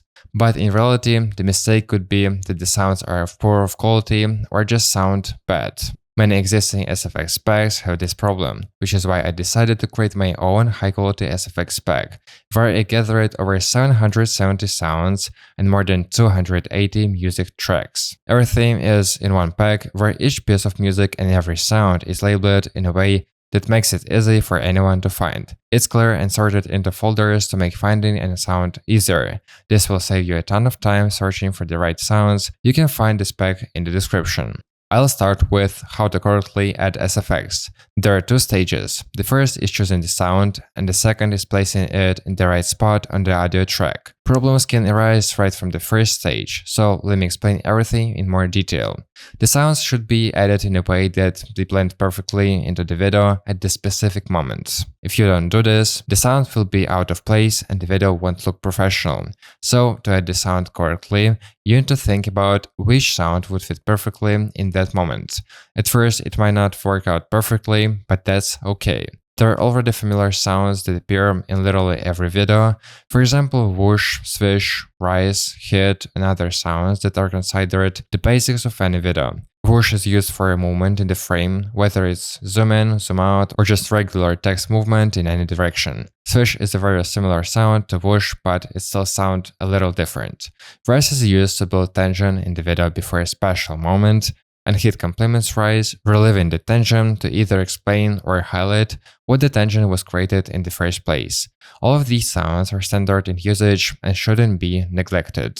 As for other types of sounds, there are a lot of them. I only have so many of them in my pack. Of course, you don't need to use all of them in every video, and you'll develop your own set of sounds that you use most often. If you are just starting and have no experience at all, try starting with something simple. For example, take some footage and try to add sounds that will closely match what's happening in the video. This could be a street, forest, or just ocean. Once you master the basic sounds, you can move on to a stage where you try to add unusual sounds. You just need to try adding the sound and see how it feels. If you don't feel any discord between what you're hearing and what you're seeing, you've probably done it right. But that's still not guaranteed. Also, don't forget that the sounds should fit in with the full video. They shouldn't be too loud or too quiet so that they don't even make an impact. The sound should be slightly louder than the music, but significantly quieter than the voice. Remember this rule. If the sounds are too loud or out of place, they'll grab attention, and that's something you should avoid. Because the focus should be on what speaker is saying, not on the sounds you've added. If you're talking about the common talking head format, the focus is on the speaker, not the sounds, and sounds are just an enhancement. Also, just like with music, sounds won't always be heard the same way at the same volume, so you need to adjust their volume yourself based on what sounds best to your ear. By the way, sounds just like music have their own mood. If you use an internet sound in combination with calm or positive music, it won't blend well together and your video's quality will suffer. In general, to avoid guessing and wasting a lot of time trying to figure out what sounds good, what doesn't, what's appropriate to add, and what's not, I recommend you watch a free 15-minute video where I explain how you can improve your editing skills in just 30 days. I'll share the formula with which, through editing, I helped a friend gain over 50 million views, more than 100k subscribers, and earn his first 10k of dollars in 7 months. If you are interested, check the description. We can also work together personally for a month, where I will help you with everything you need. As you already realized, sound effects have a huge impact on how your videos are perceived by viewers. I hope you've understood everything and can start applying this knowledge in practice today. Have you ever noticed how a simple video without complicated transitions can look really professional and expensive? On the other hand, when you try to use every transition, the video becomes overloaded and cheap. Today, I'll show you how to apply transitions properly without overdoing it. Instead of adding transitions just for the sake of it, let's focus on how to use them to enhance the look of your videos. And of course, we'll compare examples of bad and good transitions so you can immediately see the difference. In video editing, there are many small details that affect the number of views. Let's start with the basics. Cutting. In video editing, there are many small details that affect the number of views. Let's start with the basics.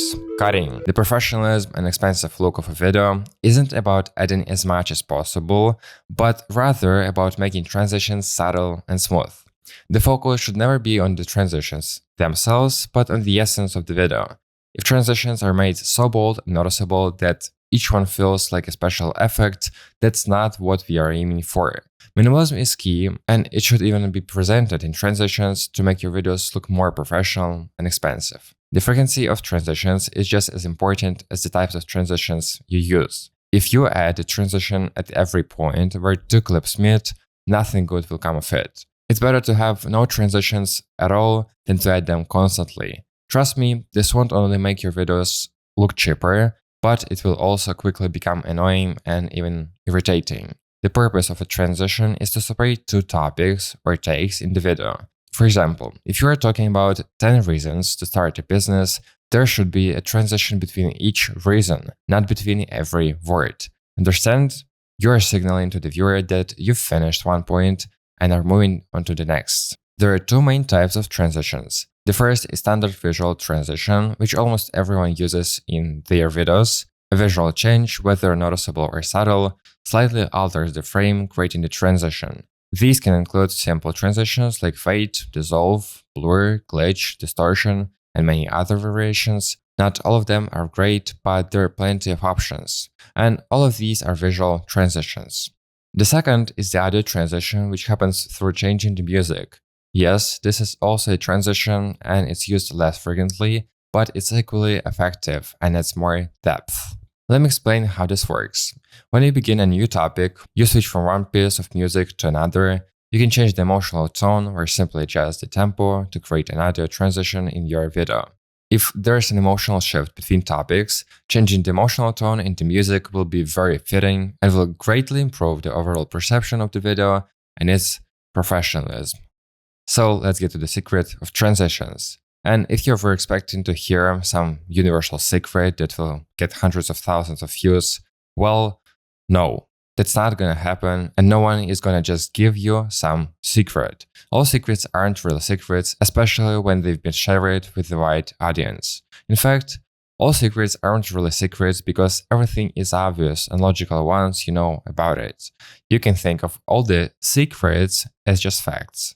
You may not have known them, but that doesn't make them secrets. For example, for me, all the secrets of video editing aren't really secrets anymore.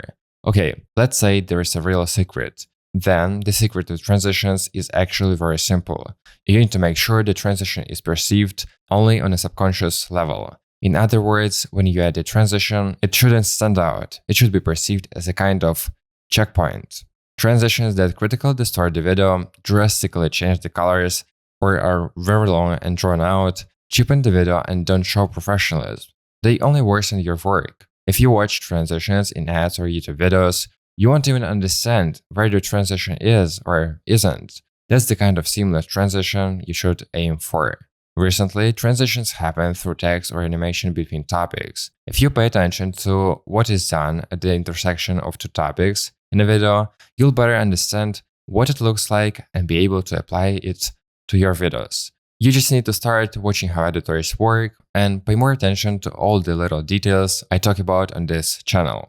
When it comes to 3D transitions, they are not the best solution for making a video look expensive.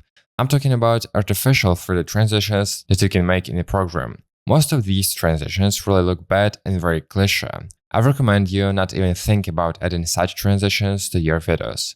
However, when it comes to 3D transitions made during filming and well thought out, then that makes sense. You see, I mean transitions created by camera movements during filming, not during the video editing process. These don't only look non-cliché, but also interesting. Of course, creativity is necessary here, and if you're gonna focus on such details, you'll need a team of people who will think through every little thing from idea to editing to make everything of the highest level. But usually, transitions are done using overlays. This could be a film overlay or a light flare. The idea is simple, just distort or cover the image with a small texture for a few frames. That's it. Of course, it's impossible to cover all the nuances and details, and it all depends on the specific situation and project. This is where personal factors come into play, which I can't account for in a video where I talk about a specific topic in general terms. However, for a deeper dive, I have a 15-minute video where I'll explain how to improve your editing skills in just 30 days. Along with a few other tips that will make you a more conscious editor who understands what and why you're doing it.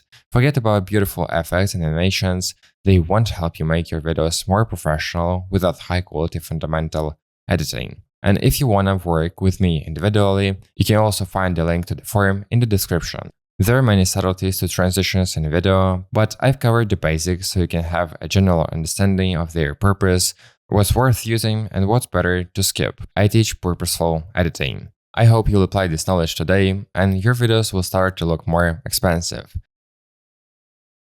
Subtitle presets are complete nonsense. You can tell right away when someone just adds a standard template and makes the video look cheap. It doesn't matter how good the footage is, if the text is done poorly, the video loses all its quality and professionalism. If you want your content to look high-end, then forget about typical presets and learn how to design subtitles so they actually look good.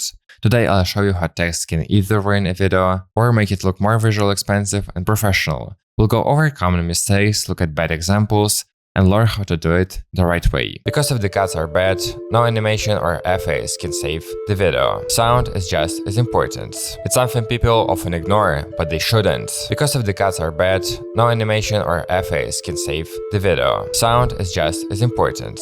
It's something people often ignore, but they shouldn't. Let's talk about fonts and how to design subtitles correctly. I've already covered fonts in my video about details, but I'll touch on them again here. It's crucial to ensure the text in your videos is easy to read and clearly visible. It should never blend into the background. No thin fonts with weird colors that just disappear into this scene. Ideally, choose bold fonts so that the text stands out. It's that simple. I'll talk more about color in a bit. For now, let's discuss text size. Obviously, it shouldn't be too small. Typically with a resolution of 1080 to 1920, I use a font size of 100 pixels. This way, the text isn't too big that it steals all the attention, but it's also not too small to be difficult to notice and read. Another important thing is to ensure that the text isn't too compressed and that the space in between letter and words isn't too tight. At the same time, too much spacing isn't good either because it makes the text look like separate letters rather than a cohesive phrase. The key is to make sure the subtitles don't merge into an unreadable block. Now let's decide on the color and how to style subtitles. Generally, white text works best. In most videos with camera footage, it's clearly visible, but if your background is white, don't use white text. I hope that's obvious. To slightly separate the text from the background, you can use a shadow. Shadows can vary. They can be soft and blurry, or sharper and more defined with a slight angle. The shadow shouldn't be too dark. Its purpose is just to subtly lift the text of the background. To emphasize the text even more, you can add a black stroke with a small thickness. If you're making subtitles in Premiere Pro, here are my settings that you can use to ensure the text is easy to read. Appearance animations shouldn't be too abrupt or unexpected. Everything should be smooth. If there's a long pause in speech, you can use a fade-out animation and then continue. If you're adding transitions between subtitles, they shouldn't be sharp, drawn out, or distracting. Everything should feel natural. You can avoid animations between subtitles altogether to make reading and comprehension easier. But if you want a bit of variety, you can use a scale animation at the beginning of each subtitle. It's not too complicated and only takes a few seconds to set up. But I'm not focusing on practical steps here, I'm just giving you the most essential information. Where and how you create subtitles is up to you. I use a scale animation from 80 to 100 over 5 to 7 frames. The animation must be smooth. You can achieve this by adjusting the animation graph.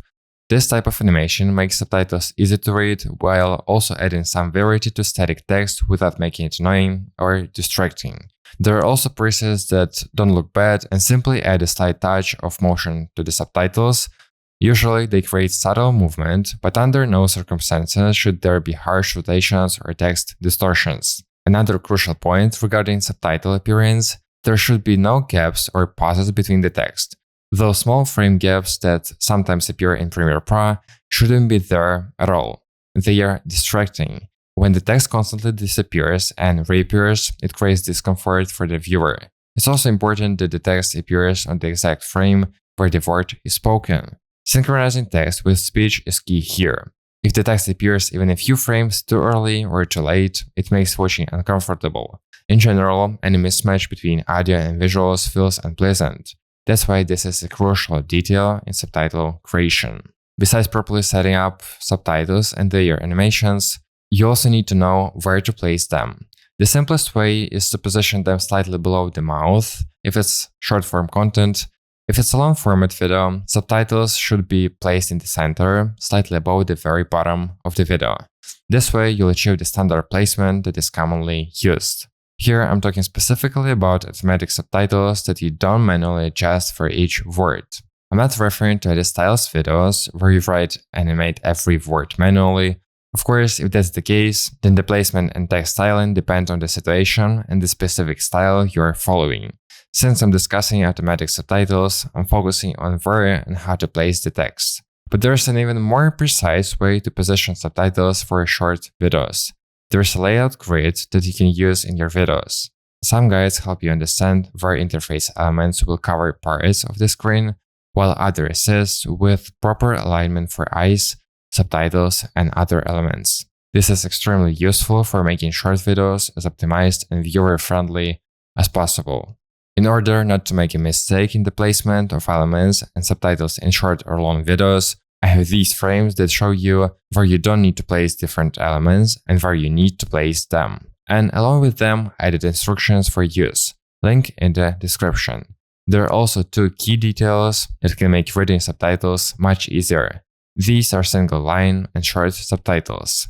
No one wants to struggle through 2-line subtitles or read once longer than 4 words. So when creating subtitles, avoid formatting them into 2 lines or making them too long. Keep them as short as possible. If your subtitles end up being too long, simply break them into 2 parts and split a long sentence into smaller segments. I guarantee this method will make the text much easier to read and process on screen. Subtitles are a crucial element, especially in short-form content. There are various reasons for this, but they help videos get more views compared to those without them.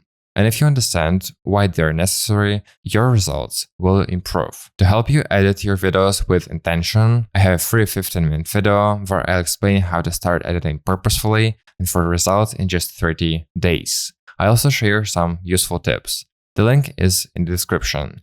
Don't forget about subtitles, do them right, and your videos will improve significantly, gain more views, and bring better results.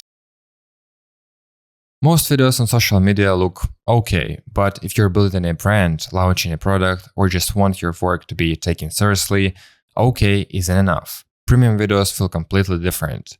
They reflect style and attention to detail, not because of a $5,000 camera, but because of the little details: movement, rhythm, color, sound, and overall style. I've identified 8 key elements that make your videos feel cohesive, visual premium, and like content from a strong brand. There are 3 main factors that play a big role in style: colors, fonts, and graphics. All of this creates a consistent style that you should aim for. Let's start with colors. Colors in your videos should repeat over and over again, and I'm not just talking about the text colors and similar elements, but also about shades and color correction. For example, you might use green text on a white background when you want to highlight something in the video, or when you're writing chapter titles to break up the video into sections. And the video itself, where you're speaking, could have a green or yellow tint, and so on. So stylish your video and building your own style is all about the little details, not just the obvious ones. If you look at style from the color perspective, it's literally any combination of colors you use so that these colors become associated with you. Fonts work in a similar way. If you choose a font, stick with it and don't change it. You can also tell whose video it's based on the font. Big brands have their own fonts made specifically for them to stand out from others. For example, Apple has 2 main fonts, and one of them is divided into 3 variations to add even more variety. There are a lot of fonts you can use, both free and paid. Usually, fonts aren't expensive unless it's a very popular one lately. In that case, fonts can cost around $400, but typically you can get one for about $10.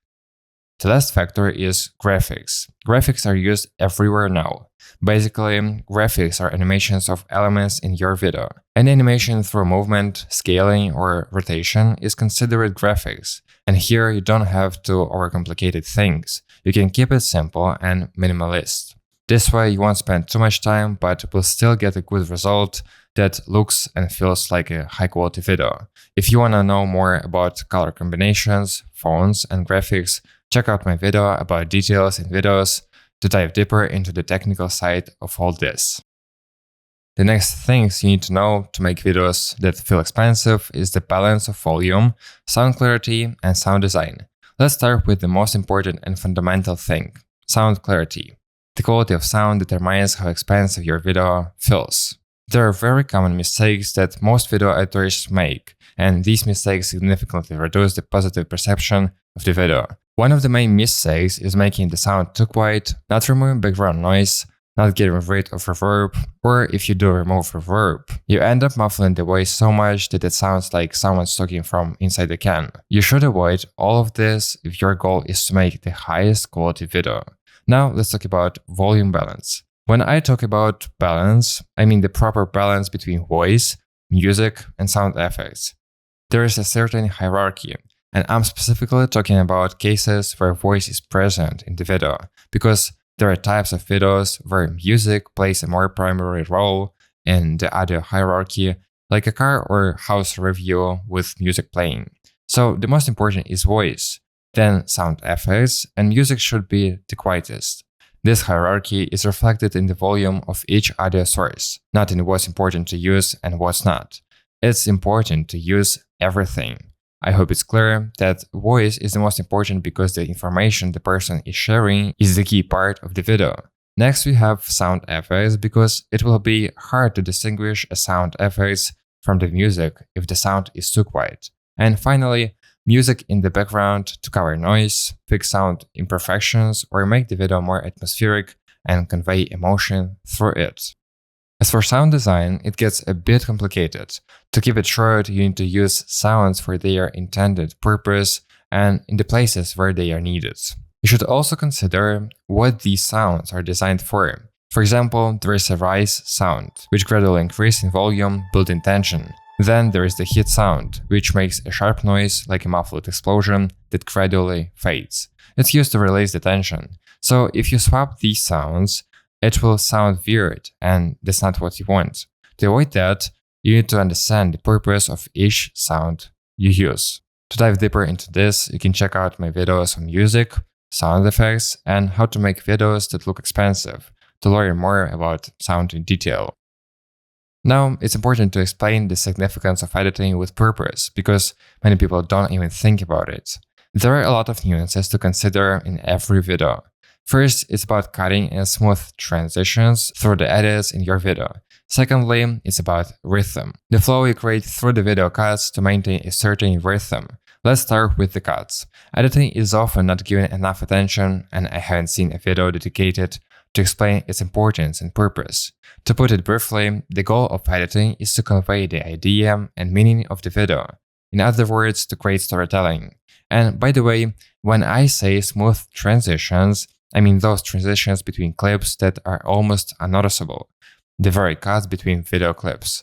They should be seamless. So if you want someone in the frame to move slightly off-center or in-center, make sure the composition of the previous clip matches the composition of the next clip. You need to pay attention to every little detail here. But it's also crucial not to make one mistake that is common even among professional video editors. This happens when there is a small gap of 1 to 2 frames between clips, which results in a black screen, or a similar mistake happens when someone leaves extra 1 to 2 frames. This sticks out and isn't very pleasant to watch. I also have a separate video where I talk about all the subtleties of editing, so I recommend you check it out to avoid making mistakes and to do everything in the best way possible. Well, let's talk about the details that are essential to use consistently to give a better understanding of what you're talking about in the video. There aren't that many details I focus on: icons, videos, photos, and subtitles. Icons are necessary to visually emphasize key points. Videos and photos should be used when you are talking about something that can be visually shown or proven. For example, I can say that I helped my friend master video editing, after which he gained over 100k subscribers. To back this up, I can add a photo to prove that he indeed has over 100k subscribers. Or I can show statistics of his earnings and views through a video. So there's no doubt about what I'm saying. So if you can visually show something, use whatever you can to make it happen. But don't overload each frame with elements just to fill the video. That's gonna be difficult for you to do, and it's gonna annoy viewers because it overloads their brain. Ideally, you need to know when it's appropriate and when it's not needed at all. Basically, you need to understand what's important to emphasize in the video, what information is essential to display through icons, photos, or videos. But with subtitles, it's a little different. You can add them throughout the entire video, but under one condition: that nothing else is there except the speaker and the subtitles to make the information easier to process. It's important to format the subtitles correctly and apply them well. To understand how and why to use them, check out my video about subtitles. It will definitely help you understand this better. Color grading is an essential part of the video editing process. It's not just high quality sound that affects how well a video is perceived, but the video itself. How well you do the color grading determines how pleasant the video will be to watch. The most important thing in color grading is setting up the colors and lighting properly. If I were to give one piece of advice, it would be this: make the video look realistic. The colors should be natural and the lighting should be realistic. No need to boost saturation by 150%. Approach this more responsibly. Also, your video shouldn't have parts that are too dark or too bright. Even the most basic color grading settings will help make your video look better. You just need to know how to do it. And by the way, it doesn't matter which program you use. If you have basic tools for color and light correction, you can still make it look great. In my video about color grading, you'll learn everything you need to know. Editing with an idea is a bit different from the editing with purpose section. Let me explain what I mean. Editing with an idea is about using trends and your own individual approach to creating videos. This means coming up with temporary or unique ideas for your content. It's important to understand that trend-based ideas should be used wisely, not just copied exactly. What's the idea behind the video or trend? Then take the idea and adapt it to your videos. Don't just copy everything blindly and think it will work. And don't think that if you copy something that works for others, it will work for you too. It won't. I've made the mistake of just repeating things, but it never worked out for me. I have a great example from one of my videos, where I took the idea of a person talking about what he learned after 2000 hours in After Effects. I took the idea to share my own experience, but instead of just repeating the exact same thing, I shared what I achieved and what I understood after 4,000 hours in After Effects. And it blew up. I got 18,000 views and more than 400 subscribers from that video. Do you see? What worked here wasn't mindless copying, but just the idea that I took and adapted to my own experience. Although this example isn't about a trend, the same thing applies to trends. Blind copying won't get you anywhere. You need to think about what you are doing, and that's when you'll create content that gets the results you want. In my example, my individual approach also worked because I brought my experience and thoughts into the video. People are genuinely interested in someone else's experience, especially when it relates to what they're going through, to learn more and progress faster. So if you're someone who can share your experience in a particular field, go ahead and do it. So the mastery of editing comes down to two things: using professional tools and having a flexible approach. Professional tools can be not only video software or plugins, but also knowledge. You might think that Final Cut or DaVinci is enough for your needs, but that's not always the case. If you try different programs, you can realize that they differ and are not as similar as you may think, each with its own set of tools. Just try out different software to understand which one works best for you. It's also not a good idea to limit yourself to just one program. Sometimes I use 4 programs to create a single video. For example, for one video where I did an experiment in Blender, I used Premiere Pro, After Effects, Photoshop, and Blender. More often I use 3 programs, all except Blender, but sometimes Premiere Pro alone is enough. However, there's rare. I like using Adobe's suite of programs because I can easily switch between them and everything is in one place. And I prefer their interface over all others. Knowledge is also key. I've made a video on my main channel where I say that there are no secrets, at least not the ones they share on YouTube.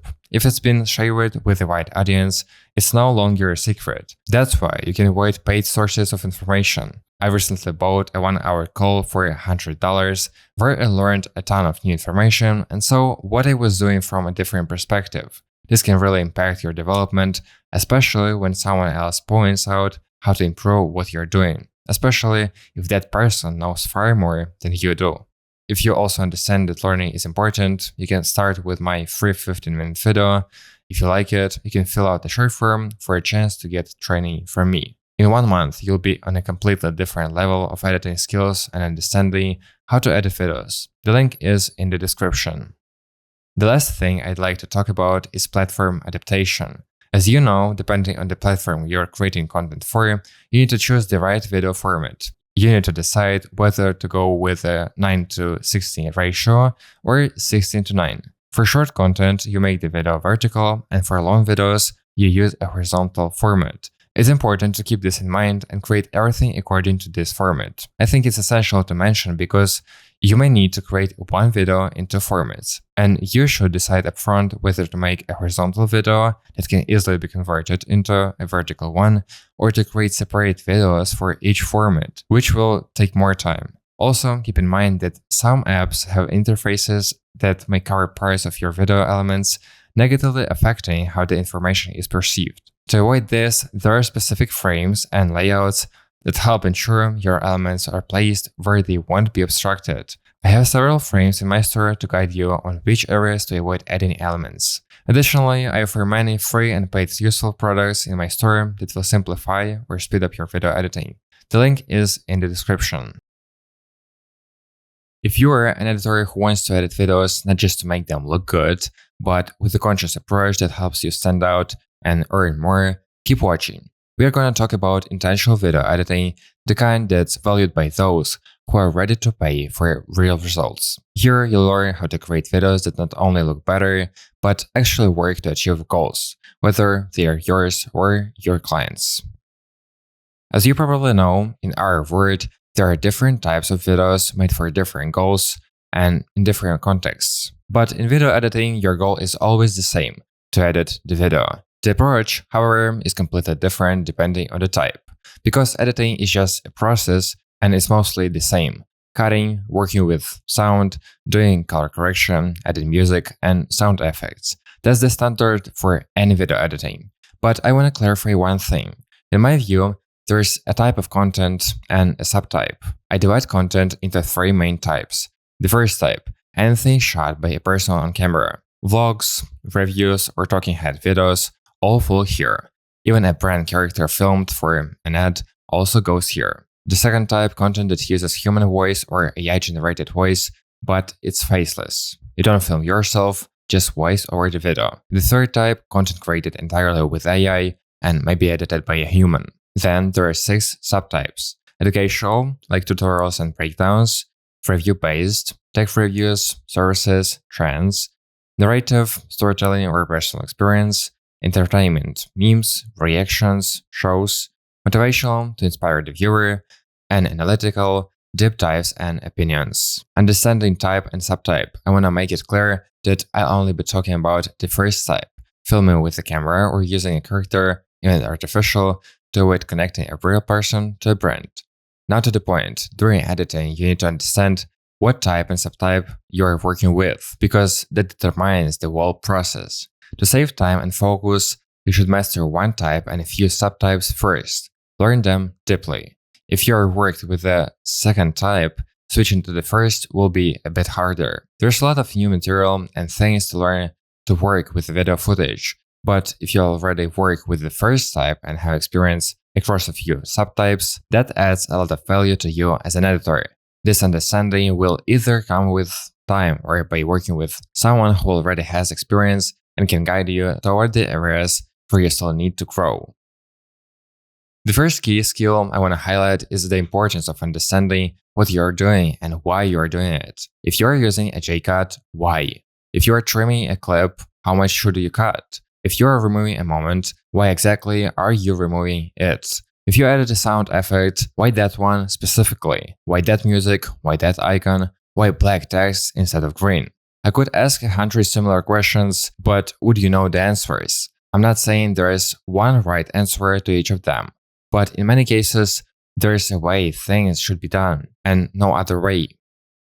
If you don't understand what or why you're doing something, these questions will throw you off, because you probably weren't thinking the depth, you were just doing it because someone told you to. But I'm not teaching you how to click buttons in a program. I'm talking about what actually makes your videos look high-end and professional. Ideally, I want to be able to ask you any question, even a dumb one, and you should be able to explain your reasoning. That's why it makes a video truly good, not effects or animations like people often claim. But effects and graphics still matter. They do influence quality. I stand by what I said. Animations alone don't make your video high quality. But combined with all the fundamentals I talked about on this channel, yes, they can take your video to the next level. Graphics help make text and other elements appear smoother, more stylish, and more professional, and animation is already a form of graphics. Same applies to animations. If you add one, it can make your video feel more polished, but only if it's well made and fits the context.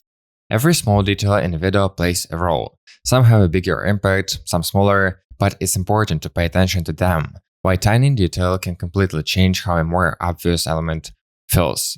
Here's a quick example from my own experience. I had zero understanding of how sound works. I didn't know how to process audio at all, and as a result, I did it poorly. I watched a ton of tutorials, but none of them solved the full problem.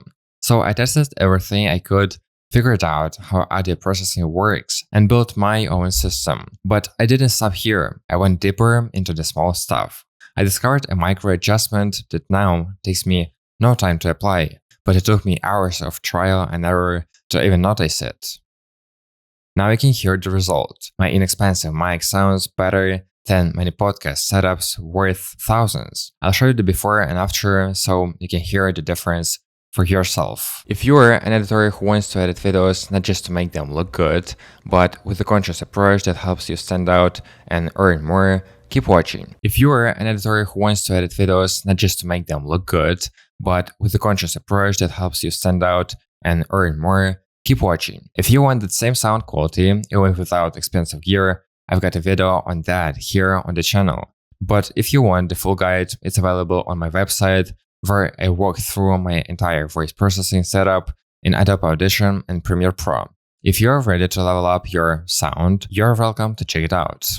It's impossible to cover all the details in even 10 hours, but if you want to reach a level where every decision in editing is intentional, not just I was told to do this, so I do it, start with my free 15-minute video. After that, you'll be able to tell if you're ready for the next step, training, where I don't teach you how to make it look nice, but show you how to edit with purpose, so that every moment, color, pause, or sound works towards the result. If you want to stop wasting time, edit quickly and accurately, and create videos that feel like high-end product, you can fill out the form and get a chance to join my month-long training. And if you want one-on-one mentorship, that's also an option. All the links are in the description.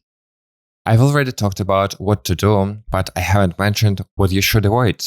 The first thing you need to understand is that trying too hard with effects and animations without solid fundamental editing is very difficult. Don't chase that. It's already an advanced level. But most likely, if you've realized that you don't know everything, I think you're not at that level yet. I'm talking about the first step in video editing, where knowing a lot and having highly developed creativity is not necessary. I don't know everything and I can make mistakes too. I started experiment more and applying things I've never seen before.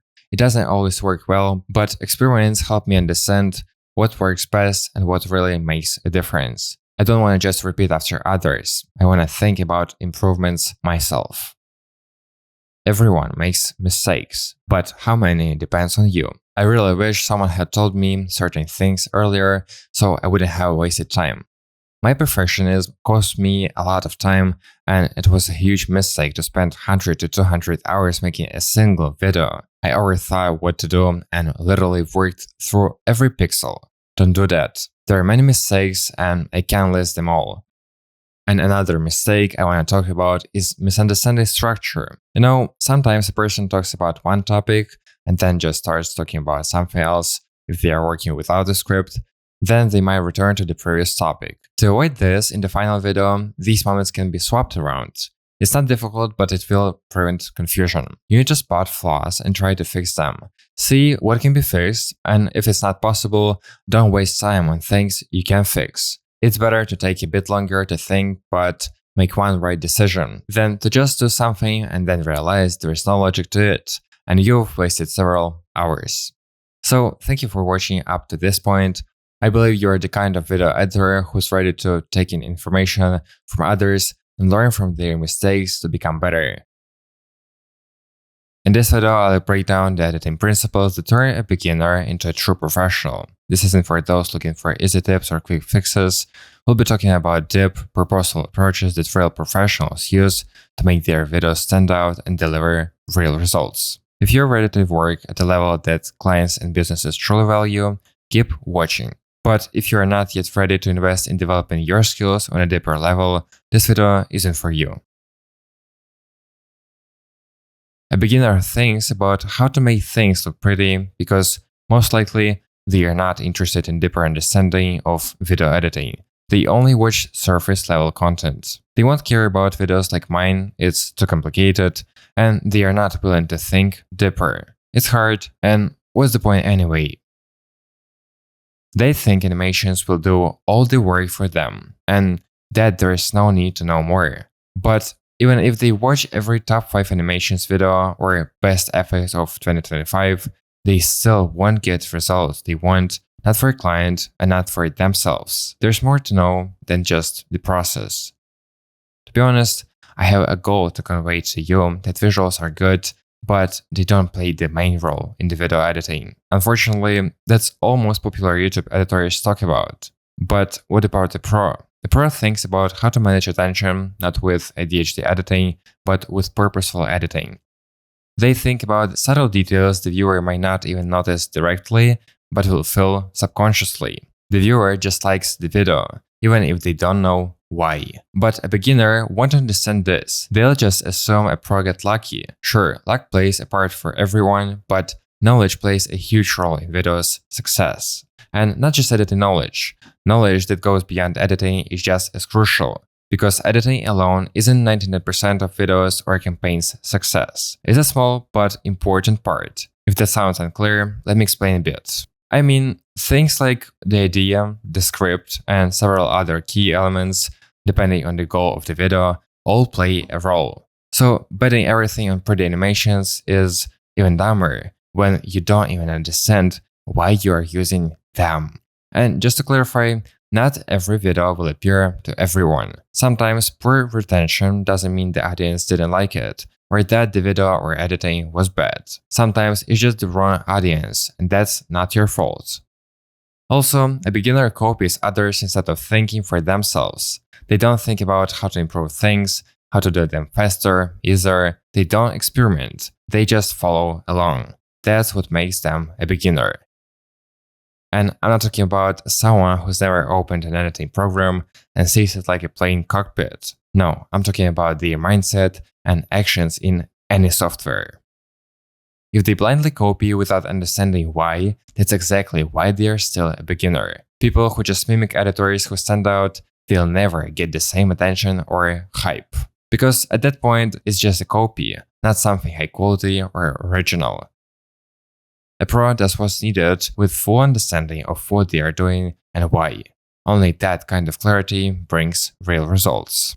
If you know the goal and know how you reach it, there's no problem explaining to your client why you didn't do it their way or handling similar situations. So if you start editing a video by creating a project and just cutting the footage, you are already making a mistake. First, you need to process the audio track to make the voice sound better, so that at least someone wants to listen to your video. Second, you need to think about the purpose of the video. How do you edit it to bring results for the client? For that, you need to understand the purpose of the video, what it's for, and the target audience, so you know exactly how to approach the editing style. By the way, this is really important to understand, because if the final video doesn't align with the client's goal, doesn't suit their audience, or just isn't liked by them, you'll have to redo the video. Or you simply won't deliver results, meaning you haven't done your job properly, and you can't call yourself a pro. So discuss the video's goal upfront, so you can edit not the way you want, but the way it's needed. And of course, video editing isn't just about making a video look pretty. It's about making a video that delivers results. Sure, their videos mean to focus purely on beauty and style. Nothing more is needed, like motion design or a product advertisement where there's only music or voiceover. In most videos where someone is speaking directly to the camera, the beauty of the video, effects, or animations play a secondary role. First and foremost, you need to do the foundational editing well, and only then think about animations. Because if you mess up the foundation, animations won't make sense at all. The basic editing process involves a lot of steps that you need to go through. I've covered them in this video. I shared everything I've learned over 8 years of video editing. There's also a playlist with these videos separately. I highly recommend checking it out. And of course, different videos require different approaches. If the goals of the videos are different, then the editing will differ too. So if you have generic content, you edit it according to that style. The same applies to subtypes. If you want to learn more about all the types and subtypes of videos and what skills clients, brands and businesses truly value in an editor, check out the video on that topic. Now it's important to talk about the approach to editing. You need to understand that video editing isn't about the software, plugins or tools, it's about your mindset. In other words, you need a conscious approach to deliver results. Since clients have different goals, you need to understand how to edit in a holistic way, not just one style. The more you know, the more valuable you'll be as an editor. Right now, you may not know much and might not even think about certain things, but I'll be helping you in your journey with my videos on this channel. Here, I talk about my experience, not just repeating someone else's words. I'm sharing not superficial information that you can find everywhere, but only my personal experience from 8 years of video editing. I'm already annoyed by videos like how to edit like Imangaji or how to make a beautiful UI animation in Apple's style. There are hundreds of such videos on YouTube, but there's practically nothing about fundamental editing. And the saddest part is that these videos are popular and people don't realize what really plays the key role in video editing. They are just wasting time on unnecessary animations, doing the basic editing terribly. The style may be horrible, but hey, they added pretty effects. Good job! No.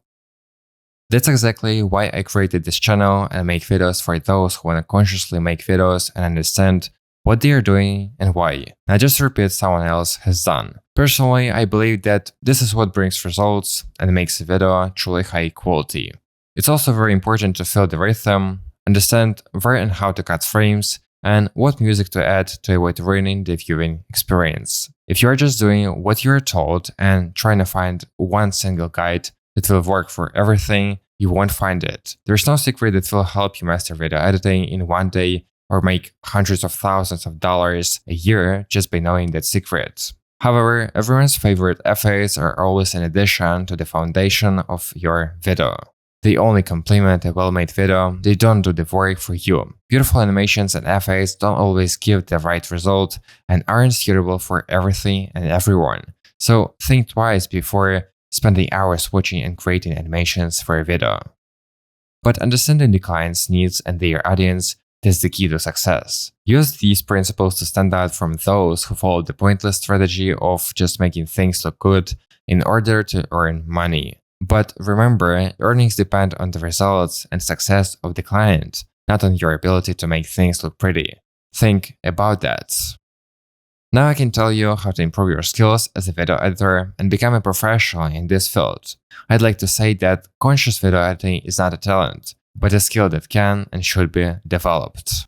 I explain how to develop in this video and also reveal it in other videos on this channel. Study the fundamental principles of video editing, not just techniques, because how you apply these techniques is much more important than how vast your arsenal of techniques is. Apply a conscious approach even to the simplest tasks. And this isn't about wasting time on simple and insignificant things, but about developing the skill of understanding video content. What works and what doesn't, what to use in your work and what not to use. The more you delve into this and try to break down videos from other creators and create your own, the quicker you'll master it in the future and the less time you'll waste, while the quality will remain at a high level. If you truly understand that video editing isn't about beautiful animations, but about the thinking and approach that influences the outcome, then you should check out my 15-minute video. I explain how to edit videos properly and purposefully, which deeply engage the viewer and bring in more views or increase the rate for your services. I will also reveal how to elevate your editing to a level where your work starts producing results. This training is not about fast, not about cheap, and definitely not for those looking for a magic pill. It's for those who already know something or want to learn how to create quality videos. If this resonates with you, follow the short form. And if you want one-on-one training with me, you can also do that. All links are in the description. In this video, I'll show you why blind editing never leads to real results and how to start editing with purpose and strategy. We'll talk about how to move beyond templates and start editing with real meaning and purpose. This video is for those who are ready to stop editing blindly and shift to a conscious approach that will actually make you a professional. Let me start by saying this. Blindly copying someone else's style or decisions without understanding the context, that's not just a mistake, it's a guaranteed way to stay stuck in mediocrity. First off, you rob yourself of the chance to discover something truly unique, something that couldn't only make you stand out, but even reshape how people perceive your style. You're basically taking away your own opportunity to create the kind of editing that grabs attention so hard people want to reverse engineer every frame of it. Let's be real. It feels way better when others copy you than when you're just copying someone else. That feeling of creating something so valuable it inspires others and become part of their projects. That's one of the most powerful things for any creator. Right now, I wouldn't say I've invented something revolutionary in video editing that others are making tutorials on, but maybe you can get there before I do if you stop blindly mimicking other editors and their style. You'll never create a trend or a recognizable style if you don't understand the meaning, goals, and feelings behind it. Seriously, think about this. How many stages do you go through while editing a video? 3, 5, 8, and how many of those do you actually understand why you're doing them and what they are doing for your video? If you're editing on autopilot, just doing stuff without knowing the why, that's not editing. That's just button pushing. There's zero professionalism in that. And if you don't understand the context of the video you're working on, it becomes a total mess. Honestly, I don't even want to imagine editing a video on a topic I don't understand. It would probably turn out horrible. Without getting the subject, I wouldn't be able to add the right visuals, and that would ruin the whole experience for the viewer. Understanding the context is critical, not just cutting out boring parts and making it look nice, but actually supporting the message with visuals that make sense. If you want to stop making these dumb mistakes, even in the fundamentals, go check out my 100-minute video where I break down everything you need to know. Following trends and using popular techniques isn't always bad, but if you don't understand why you're doing it, it's just a waste of time. I've said this in my videos before, just repeating what you saw in the tutorial isn't enough to make a great video or deliver real results to a client. You've got to dig deeper. Think wider. When you copy blindly, you fall into a trap. You limit your thinking to someone else's decisions. The result, zero creativity, no growth, and let's be honest, the most memorable things are born outside of templates and trends. Now, if you're watching others for reference, soaking in styles, adapting them, remixing ideas, that's a whole different story. That mindset helps you grow. It gives you way more than any step-by-step copying ever could. But if all you do is repeat without processing or making it your own, then ask yourself, what makes you unique? Why should the client choose you and not the person you are copying? So why does it matter to create, not just chase trends? It all comes down to intent. I'm not saying ignore trends. Trends work. They bring reach and money. But if all you do is follow, you'll always stay behind. Creators, the ones who originate, they always get more. More attention, more freedom, more income. Think about it. Maybe your goal isn't to follow, but to create. Not to copy, but to combine. Pull inspiration from everywhere and turn it into something fresh. Something that's yours. Build your own style. While others are still trying to master someone else's, you could be the one they'll be learning from. Editing with purpose means understanding every move you make. Why did you choose that color? Why this music? Why that timing? Everything should have a reason. You are not just pushing buttons, you are making decisions, and you should be able to explain why you made them. But here's an even more important question. Why should you know the video's goal before you start editing? The answer is simple, because everything depends on that goal. Your approach, your style, your visuals, your music, even the software you use, all of it should serve the video's purpose. If you're editing a chill talking head video for a loyal audience, you don't need Blender or heavy 3D work. But if you're building a slick motion design piece for an ad campaign, Final Cut won't cut it. You'll need After Effects. The goal defines the tools. That's why you need to ask about it first. Ask questions, dig for clarity, and if you see a better way, suggest it. Explain your approach. That's what professionals do. They don't just follow instructions, they bring ideas to the table. Purposeful editing isn't about flashy visuals or wow effects. Knowing what you're doing, why you're doing it, and how it moves the video toward its goal. That's what separates a beginner from a pro. If you understand how important it is to edit with purpose, and you want to create videos that don't just look good but actually delivers results, watch my 15-minute video. In it, I break down how purposeful editing approach helps you stand out and earn more. If what I show resonates with you, you'll have a chance to apply for my 1-month group training, where I'll personally guide you through every step of the editing process. And if you prefer a more personal experience, one-on-one consulting or full mentorship is also available. All the links and details are in the description. So, how do you actually build a unique editing style and stand out in the world of video editing? First, stop spending endless hours on tutorials that just walk you through how to create a single effect. Sure, they'll help you copy what you saw, but your real goal is to spot the small details that show up across different creators and turn those into something your own.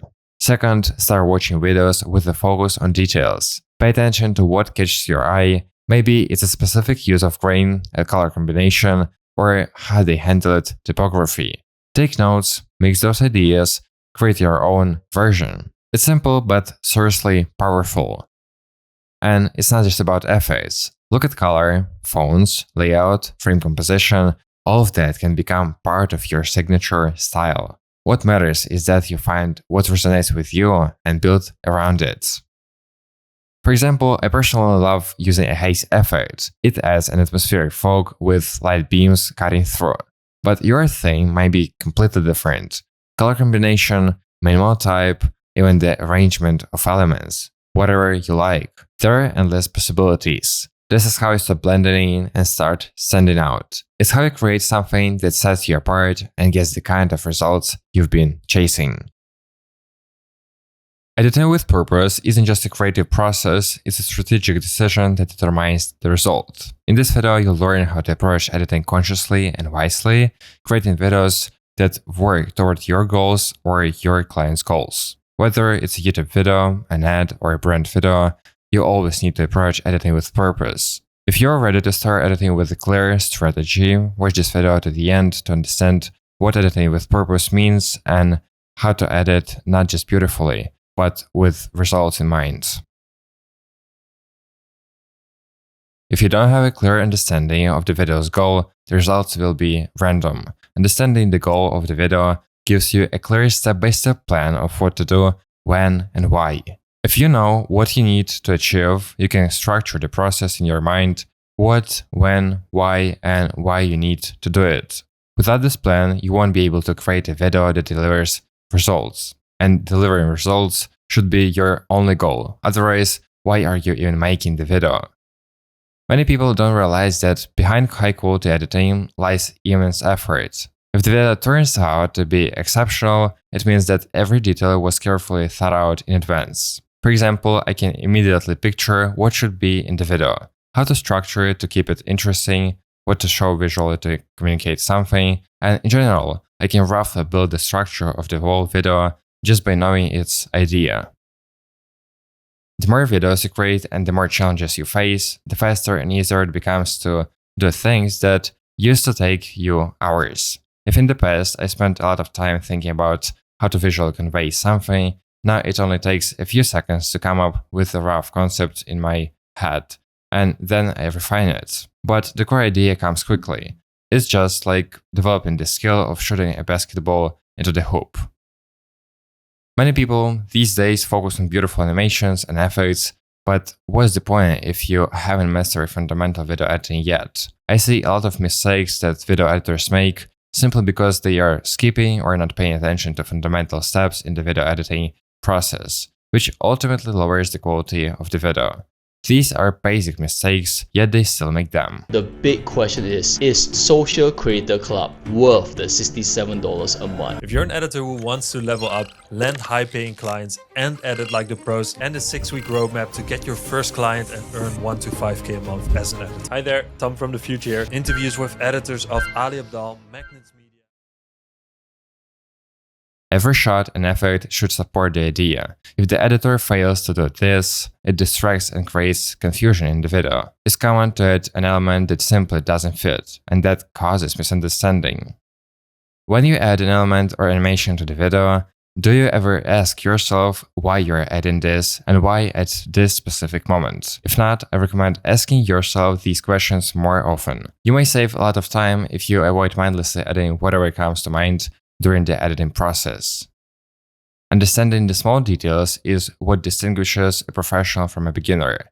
By small details, I mean those things that are hard to notice unless pointed out, or those that are perceived on a subconscious level. If you can create these small details in your video, you will definitely stand out with your editing. If you are a beginner, it may be difficult or even impossible to understand what these small details are. But don't worry, everything comes with experience and time. So as long as you continue editing videos and strive to do your best, you'll eventually reach a level where you can create these details on your own. If you want to become more than just a regular editor who mechanically clicks buttons, but truly achieve results and stand out from the rest, I have something important to offer you.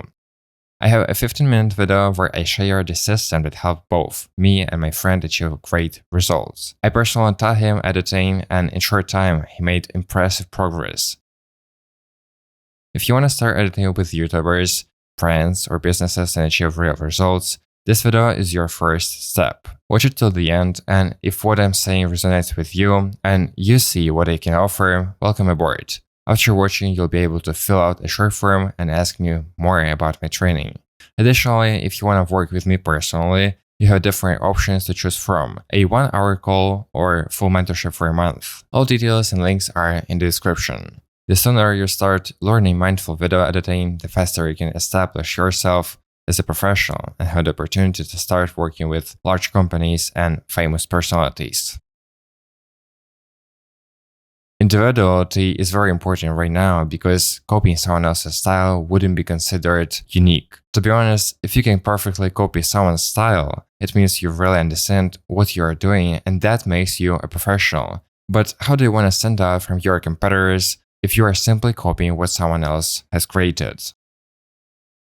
I'm not against taking an idea, but don't just blindly copy what someone else has done. I've already talked about the blind copy of what someone else has already created.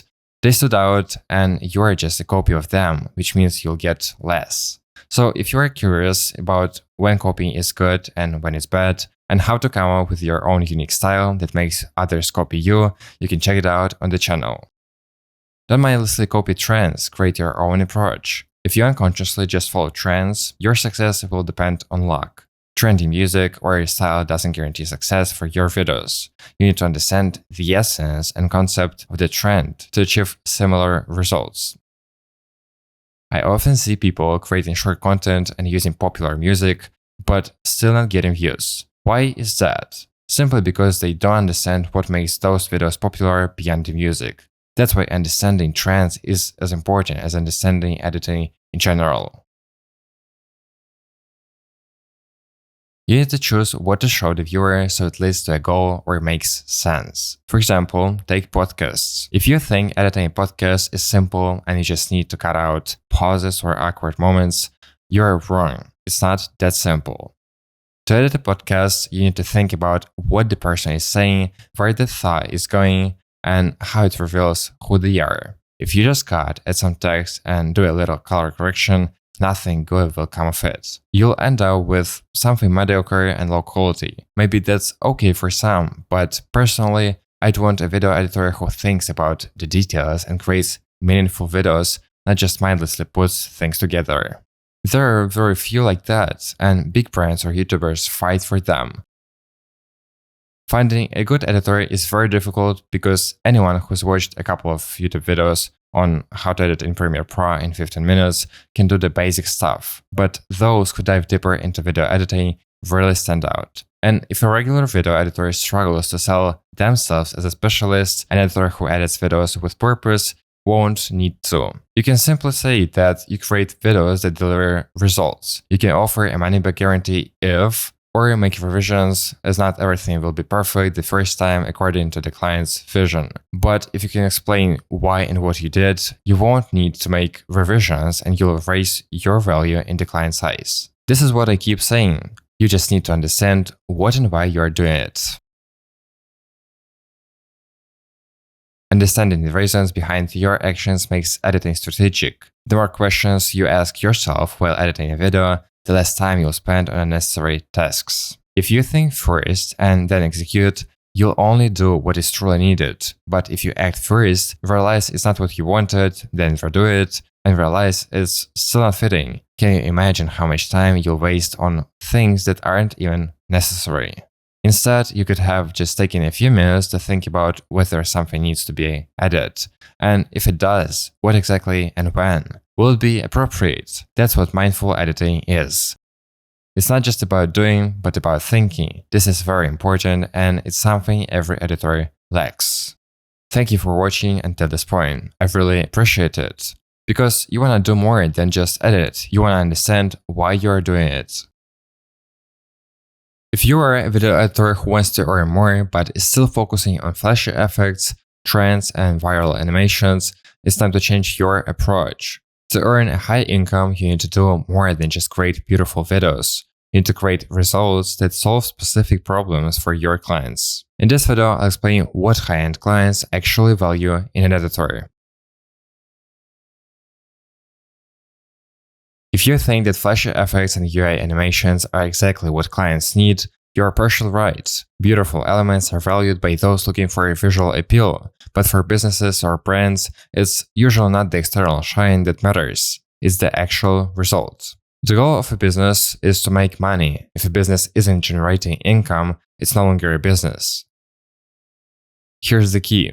Businesses are willing to pay for results. They don't care as much about how much time you spend or what complex effects you use, as long as the outcome is useful and leads to growth. You could create a simple but effective video that attracts clients in 1 hour of work, or you could spend 20 hours on a beautiful but pointless project. The question is, will the result of that 20-hour video be 20 times better? It's important to understand that clients pay for the final result, not the time spent. If you complete the task in 10 minutes, you'll still get paid for the work, not the time. And that benefits both you and the client. Efficiency, that's what matters. When working with businesses, remember, the end result is far more important than how many effects you use. No matter how pleasant a beautiful video may look, if it doesn't solve the business's goals, it's pointless. The most important thing is that the video fulfills its objective, whether it's increasing sales, attracting a new audience, or boosting brand awareness. You need to understand that businesses are paying big money for this, not for hitting buttons in software. The priority will always be on effectiveness, not beauty. The elements may be beautiful, but if they don't help achieve the goal, they lose their value. Once you understand why and what you're doing, you'll be valued as a professional who delivers results. Now imagine yourself in the client's shoes. You're a business owner and your goal is to increase sales with a promotional video. What's more important to you, creating a beautiful video that doesn't deliver results, or a video that might not be perfect or as beautiful, but brings in new clients? Sometimes simplicity and clarity deliver much better results than being overloaded with effects. By simplicity, I mean basic editing that's not bogged down with elements but focuses on conveying the meaning and message of the video. You can find examples of this in any industry. Have you ever wondered if a construction company really needs beautiful UI animations, or animations in the style of Imangaji for a car sales company? I think they probably don't. However, despite this, such videos are becoming more and more popular. These are the kinds of videos that people watch to earn a few $1,000s a month. This style works for bloggers, but it's not always suitable for businesses or brands that focus not on video virality, but on tangible results for their business. Here's a question: what's the likelihood that you'll find a YouTube blogger willing to pay you thousands a month for these effects? How many of those types of bloggers are out there, and how many editors can join their team? Most likely, Imangaji won't hire 10 more editors to make videos in his style because there's only one person who created that style, and he is the most valuable. Those who simply copy it, I'm sure, aren't needed. Think about it. Now imagine a different scenario. How many companies would want to work with you if you offered a service that could increase their sales by 50% or improve some other metric that matters to the clients?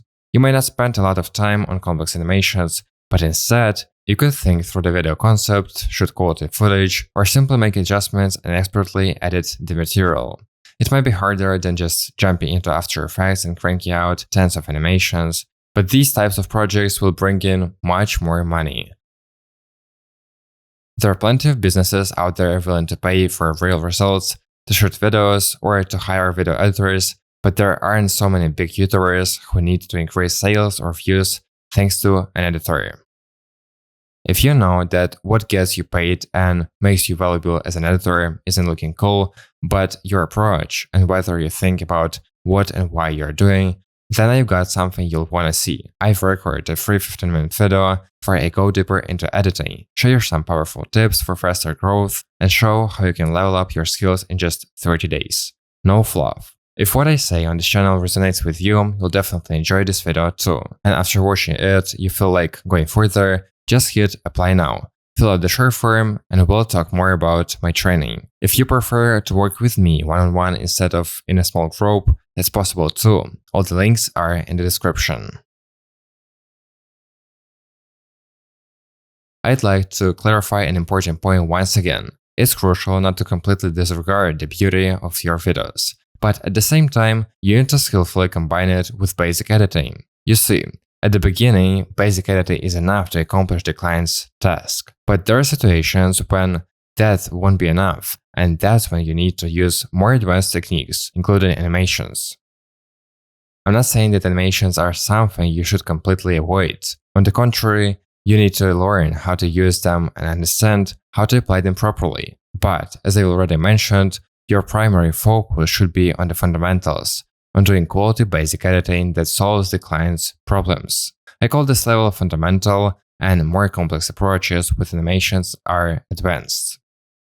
It's important to understand that there must always be a balance between beautiful and functional content. At the first level, you focus on making the video clear, understandable, and functional. At a higher level, once you master the basic skills, you add visual elements, animations, and other effects to emphasize the essence of the video, rather than distracting from it. It's vital that your videos not only look beautiful but also perform their main task, whether that's grabbing attention, boosting recognition, or increasing sales. If you haven't yet mastered the basic principles of editing, you shouldn't jump straight to complex animations and effects. You need to understand that the fundamental level of editing is the foundation of everything. If you can't do the simple things well, then advanced techniques won't achieve the results you're hoping for. Once you master the fundamental level, you'll be able to smoothly transition to more complex stages and combine them. With experience, you'll begin to understand when to add animations and when it's better to keep the video simple to avoid visual overload. This skill of finding a balance between visual beauty and functionality comes with practice. So at this stage, your task is not to rush and get caught up in effects. Focus on mastering the basic level with maximum impact. Once you've confidently mastered the basics, you'll be able to develop your style, add advanced techniques, and achieve even better results.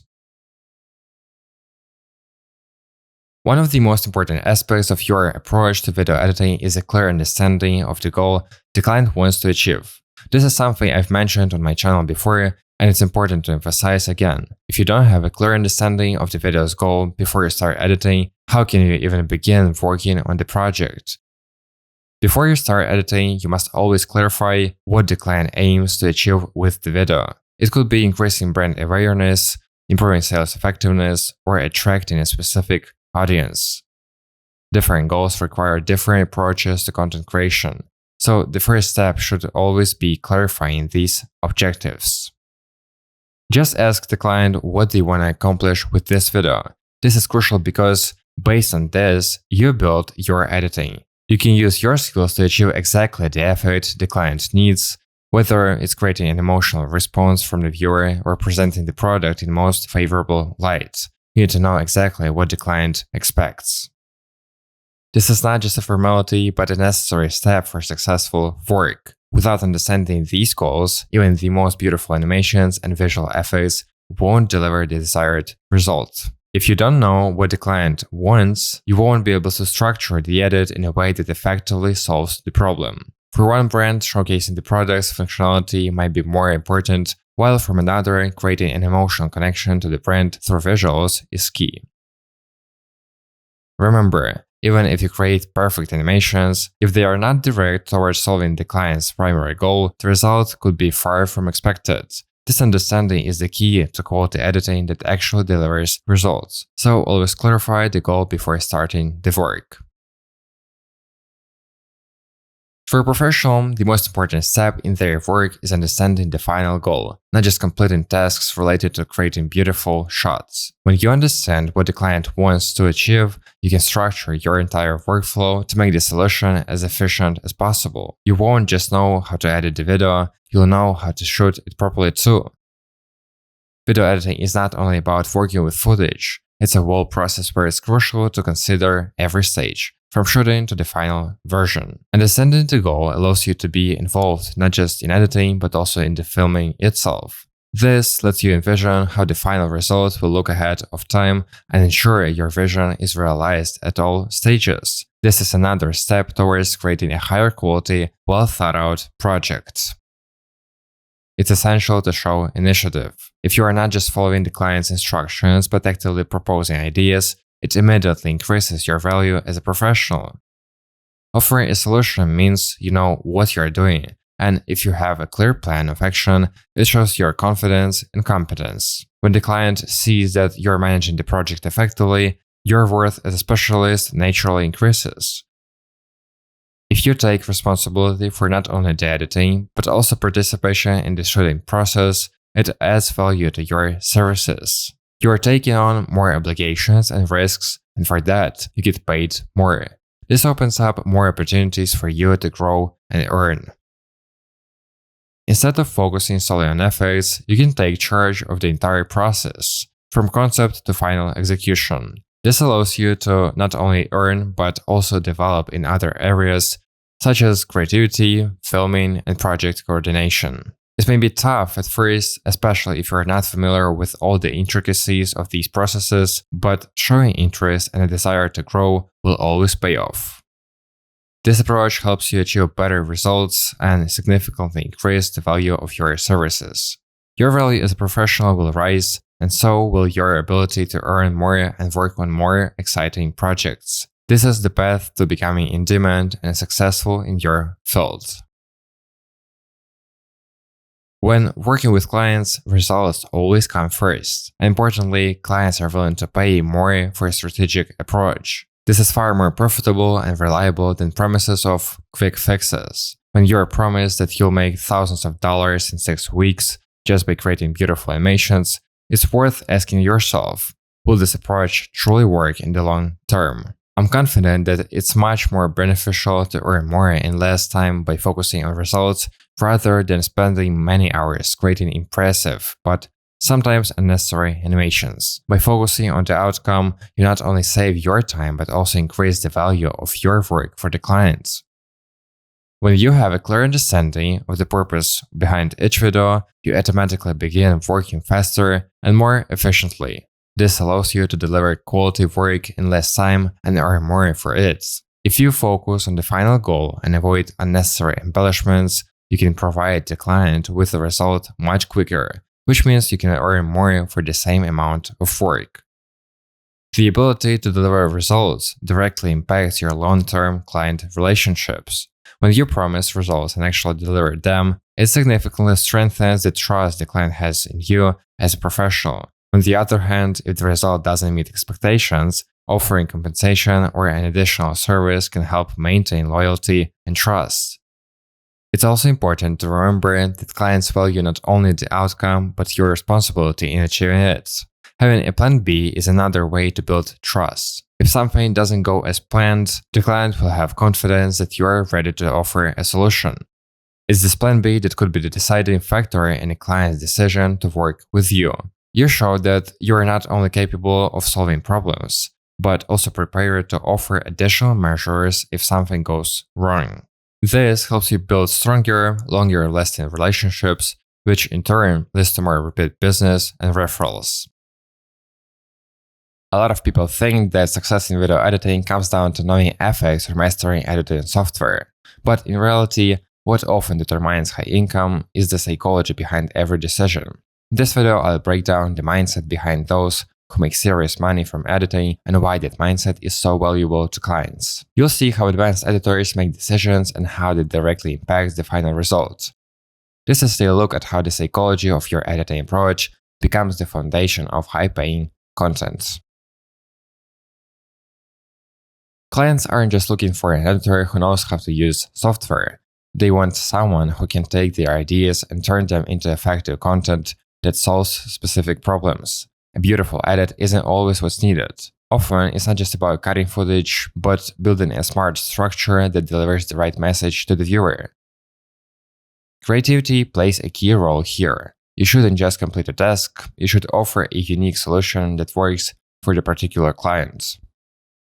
That could mean unconventional editing techniques or effects that make the video stand out. Maybe it's creative pacing, rhythm, transitions, or graphics that highlight exactly the right things. But if you're adding these touches, don't overfocus on them or waste too much time. They are not the core value. The emotional side of content is another critical part. Editing can massively influence perception. A strong edit triggers the right emotions. Whether it's inspiration, joy, or tension, that's especially important in branding or promotional videos where shaping the viewer's attitude toward the product or person is essential. Platform and format knowledge is more technical, but still crucial. A good editor should know how to adapt content for the specific platform. Instagram, YouTube, whatever, each one needs its own approach, and that has to be considered during the editing process. Finally, working with limitations. Tight deadlines, small budgets, low-quality source footage requires the ability to use resources effectively. Solving problems quickly and maintaining quality under pressure is a key skill too. In the end, clients want an editor who understands goals, brings creative solutions, shapes how content feels, and adapts it to the right format, all while staying on schedule and within budget. Most people think video editing is about software, transitions, music, effects, and animations, but the truth is, real editing doesn't start with the program, it starts in the mind. The true power of an editor isn't in how beautiful they stitch shots together, but in why they did it. Editing is about thinking, it's the ability to see the meaning, structure, and other direction before you even open the project. You're not just cutting footage, you're controlling attention, emotions, and context. You decide what the viewer will see, feel, and think. It's all in your hands. Even the pause between shots can change perception. One shot can build trust, another can cause irritation. You have to feel this, anticipate it, and use it. That's where professionalism begins. A beginner edits to make things cool or beautiful, a pro edits to make things precise, exactly how they need to be. Every element works toward the goal. The video isn't just pleasing, it's working to achieve a specific result. This is no longer about style, it's about strategy, it's about making the video perform its task. Selling, explaining, inspiring, capturing attention, or evoking emotion. Editing without thinking is like shooting in the dark. You may hit the target or you may miss, but when you edit with intention, you influence the outcome. You save time for your client, amplify the message, and turn the video into a tool for gaining attention or increasing sales. And that's what clients pay for. Not for the files, not for the project, they pay for the result you deliver because you think like a producer, like a strategist. That's the true value of editing, not how modern it looks, but how precisely it hits the targets. If my YouTube videos opened your eyes, just know this: they are only 1% of what I actually teach. I made a free 15-minute video that expands on everything and shows you the full system I built over 8 years of editing. You'll learn how to make your edits feel premium, even with simple footage, build strong structure and rhythm that actually works, and stand out from the other editors and grow faster. But that's just the surface. In my growth training, we go 10 times deeper. You don't just hear what I know, you get direct feedback on your edits, full answers to your questions, and personal help every step of the way. Not once, not twice, as often as you need. I'll show you exactly how to think, how to structure, and how to grow into someone whose work speaks for itself and gets paid like it. This 15-minute video is just the beginning. If it hits you, you feel it, and you'll know this is what I've been missing. At the end, you can apply. I only take 7 people for group training and only 1 for individual mentoring, where I'll give you even more specific benefits than in group training. If you're serious, this is your moment. Today, everyone is chasing trends, but the truth is, when you are only focused on the hype, you stop thinking. You stop feeling trends killing strategy because they make you edit by template, not by purpose. It's like playing someone else's game by someone else's rules. Every project should have its own goal, atmosphere, and logic. When you just copy, you lose depth and uniqueness. You become replaceable, which negatively impacts the price of your services. Conscious editing doesn't start with what's trending right now, but with what really matters here. What's the essential of the idea? What do I want to convey? How can I do this uniquely? A personalized approach isn't about doing things your way just for the sake of it. It's about doing things in a way that brings value and serves a purpose. You choose what works, not just what everyone is doing. Because true value lies in your decision, in your style, not in the latest trendy effort that will be outdated tomorrow. Forget about mindlessly using efforts that are trendy and cool to use. Good editing doesn't rely on trends, it stands on strategy, thinking, taste, and fundamental skills that you know how to apply and why you're doing it. Everything else is temporary. A conscious process isn't about how quickly you can edit, but about ensuring there's meaning behind every decision. It's an approach where editor thinks first and presses keys later.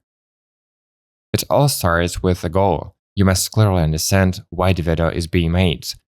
Simply saying to look good isn't a goal. Real goals sound like this: sell, engage, explain, build trust, grab attention, make them watch until the end. And from the goal, you decide what approach to take. For example, you have a talking head project, an expert sharing a thought. The goal: get the viewer to understand the point and stay beyond the first 30 seconds. So the edit must help focus, cut unnecessary words, add emphasis, guide attention with editing. The visuals here are not for beauty, but to retain the direct attention, nothing more. If it's an advertisement, it's a different story. The main goal here is to grab attention. Energy matters more than detail, so you need dynamic pacing, strong visuals, musical rhythm, and every shot should evoke something emotionally. It's about triggering feelings and associations with the products. But even here, not effects for the sake of effects, but editing as a tool for delivering meaning and emotion.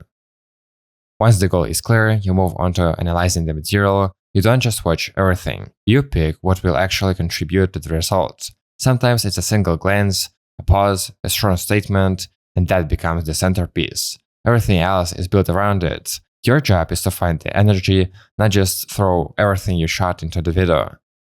Next is structure. Even a short video needs a form. The beginning to grab attention, the middle to keep them engaged, the end to reveal what you hooked them within the beginning. No magic of editing can help if the structure is off. So you build a skeleton. Even without efforts, it should be clear whether it works or not. Then comes visuals and rhythmic choices. This is where you apply taste, technique, and experience, but the approach remains the same. Every effort, every transition, every piece of text should amplify something. If it doesn't, it's removed. Afterward, you look through the eyes of the viewer, the buyer, and the client. You ask yourself honest questions. Does this video solve the task I was hired for? Will the viewer understand what the video is about? Is it emotional? Will they watch it till the end? Anything that doesn't help gets cut. This is conscious editing. When you don't just do good, but when you work like a strategist. And that's where your true value lies. Not in the effects, not in the color grading, but in the ability to think like a director, making decisions that lead to results. And then you're not just a video editor, you're a partner in achieving results. That's exactly what clients want to see, even if they can't always articulate it themselves. When you approach editing not as a series of technical actions, but as a conscious process, you begin to work with video on a completely different level. An editor's mindset isn't just about making something look good or adding effects and matching rhythms. It's about understanding what's behind the project, what problem needs to be solved, and how the video will interact with the viewer. Here, it's not just technical skill that matters, but consciously editing to positively influence the final result. The client doesn't pay you for beautiful editing. They pay for your ability to address the task at hand, your skill in understanding the goals and crafting a video that will meet them. For example, if it's an advertisement, the key isn't just to make it flashy and dynamic, but to create a structure that guides the viewer's attention to the most important points, helps them understand what product does, and motivates them to take action. It's not just about cool effects, but about translating the material into a clear message. When you approach editing consciously, you start working with a clear understanding of how each element will affect perception. For instance, you may realize that this project requires reducing the number of effects because simplicity and elegance will emphasize the brand's seriousness. Or you may make the editing bright and engaging, but in a way that doesn't overwhelm the viewer, guiding them smoothly to the desired conclusion. These decisions are made based on mindset, not by following standard templates. Essentially, the most important element in conscious editing is understanding the psychology of the viewer. You're not just working with video, you're working with emotions and perception. And when you know what and how to influence the viewer, you can create not just pretty videos, but effective videos that solve the client's problem. Because editing isn't just about combining shots, it's about creating an atmosphere, conveying mood, and using rhythm and transitions to direct the viewer's attention to key moments, helping them see what's important for their perception. This is why the client doesn't pay for a set of effects, they pay for your mindset, for your ability to see the bigger picture and deliver the right message. It's about analyzing the material, understanding it in context, and knowing what decisions are necessary for the particular project. This is what makes you a valuable professional, your ability to not just make it look good, but to make the video work for the results. Video editing is often associated with fast pace, effects, and animations, but in reality, there is one very important thing that everyone removes: silence. In this video, I'll break down how professional editors use silence as a powerful tool to create emotional and captivating videos. There are countless moments where silence plays a key role in evoking emotions in a person. Usually, it's not pure silence, but silence with music, where there's no speech, but there is tense music that creates tension or anticipation before a certain moment. These moments can be found not only in films, but also in regular YouTube videos, if we can even call these videos regular. Anyway, I will show you a few examples where it's clearly visible how silence is used to their advantage to evoke emotions in a person. And final vote.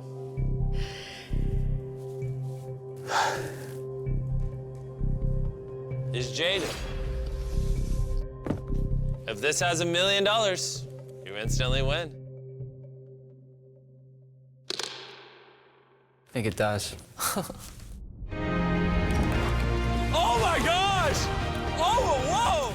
This is the world's highest basketball shot.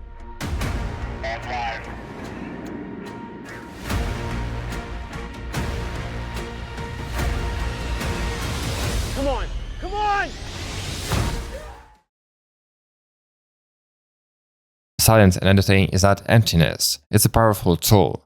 Those who are serious about editing know silence can say more than sound. It not only highlights the important, it makes the viewer feel, think, and focus. In a moment of silence, everything unnecessary disappears, and attention is automatically drawn to what remains: the image, emotion, meaning. Good editors are not afraid of pauses. They know that silence is the place where perception is born. It's as if you give the viewer a chance to breathe in the information. Especially if there was tension, action, or emotional peak before, the pause provides the necessary contrast. It's like a comma in speech. Without it, everything blends together. With it, there is structure and emphasis. Pauses in video are not just an editing technique. It's a technique for managing attention. They make the viewer truly listen and observe. Often, it's in the moment of silence that the internal response effect is born, when the viewer feels that this was said for them. If you are editing a talking head video, especially in educational or expert format, pauses become critically important. After all, you are not just delivering information. You want it to be heard, understood, and accepted. And this requires air, space. And that's where pauses come in. They give you, the viewer, the opportunity not just to hear, but to digest the meaning. Professionals both on and off screen intentionally place pauses. You can even see this in their speech. They create breaks before key phrases, slow down the tempo before important statements. And editing only amplifies this. You can remove the music, leave only the breath, or just a few frames. And in that moment, everything freezes. That's when true perception happens. Understanding the value of silence is a sign of mature thinking in an editor. When you stop trying to fill everything and begin to leave space. Because sometimes the most powerful thing is not what you showed or said, but what you allowed the viewer to feel on their own. Silence is just the tip of the iceberg. True quality in video comes through tens of subtle yet important decisions. If you want to edit in a way that gets you paid more while saving you time, watch my free video, just 15 minutes, where I show you the system that changed my approach and helped others get tangible results. One example, my friend. We worked together personally, and within 7 months, he had over 15 million views, 100,000 subscribers, and $10,000 just from YouTube Partner Program. In this video, I'll talk about how to keep attention from the first seconds, how to edit not blindly, but with clear understanding, and how to raise your rates even without years of experience. No trendy animations or unnecessary information, just actionable principles. I've gone through pointless attempts to impress with visuals. Years were spent simplifying the process and focusing on what matters: results. Now I'm sharing this approach with those who are ready to edit not on autopilot, but with purpose and meaning. Start with this video, and if you feel it's right for you, at the end you'll be able to apply. I take a maximum of 7 people for group training and only 1 for individual training. If we go further, we won't just improve editing, we'll turn it into real value for clients. Just 15 minutes and then it's up to you.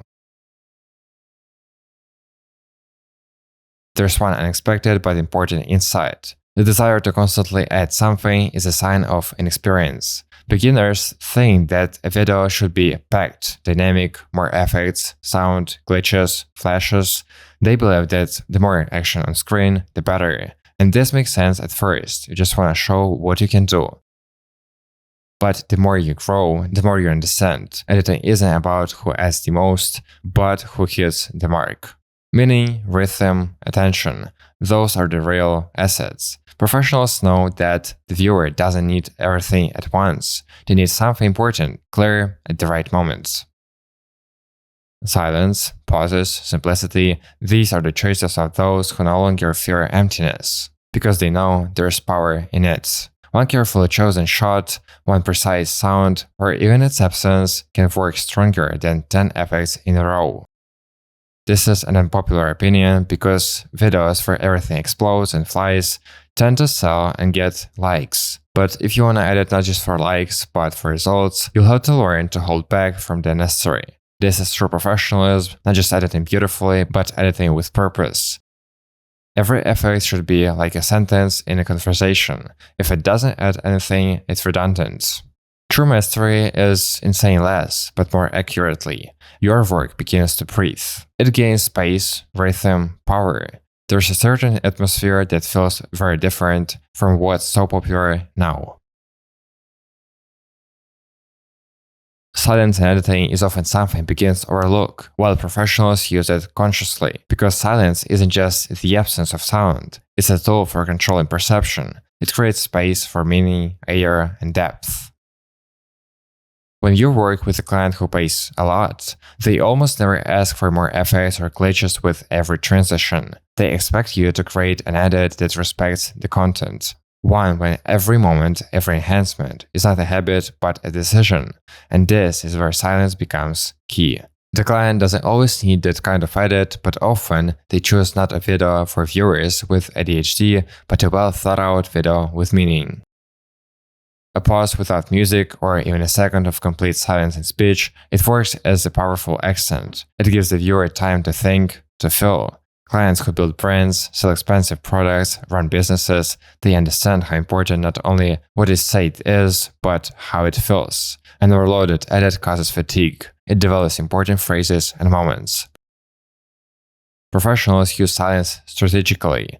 After a strong idea, a pause. Before a key shot, also a pause. Instead of dramatic music, silence that highlights the seriousness of the moment. This isn't editing to music. It's editing to emotion, to essence. But music must also be used to enhance tension and create intrigue. Beginners often fill every second because they are afraid the viewer will leave. Professionals, on the other hand, leave room because they understand that the viewer will stay if they feel respect for their attention. And silence is exactly that. You immediately notice the difference. Cheap videos are noisy, chaotic, and irritating. Expensive ones breathe, sound, work as they should. And this is often achieved not by adding, but by removing. It's silence, pauses, and the absence of the necessary that create a sense of quality that the paying audience appreciates. Such editing doesn't just look pretty, it sounds right. One of the easiest ways to elevate your editing is to consciously use silence. It's not just the absence of sound, it's a moment when you focus the viewer's attention, and when used correctly, your video instantly sounds more expansive, works more precisely, and is perceived as stronger. Where to place pauses. First, after the key idea. If you want the viewer not just to hear, but to feel, give 1 to 2 seconds of silence. It creates an echo effect. The meaning lingers in the air and isn't interrupted by the next sound. Second, before a visual accent. For example, an important shot, graphics, or a person's face. Remove music or effects half a second before and after, and the viewer's attention will be fixated on what matters most. Third, at transition points. When the topic, mood, or visual style changes, a short silence allows the brain to reset. This is especially useful in educational videos, interviews, or mini documentaries. Silence also works well in emotional moments, where there should be a breath, where the viewer should feel, not just understand. Don't be afraid to leave space. Often there's more meaning in that emptiness than in any effect. It's simple. Don't add silence randomly. Place it where the viewer needs to think, feel, or focus, and your video will instantly be different. Video editing is a strategic approach that makes a video not just beautiful, but effective. In this video, I'll explain how professional editors use the approach that brings real results.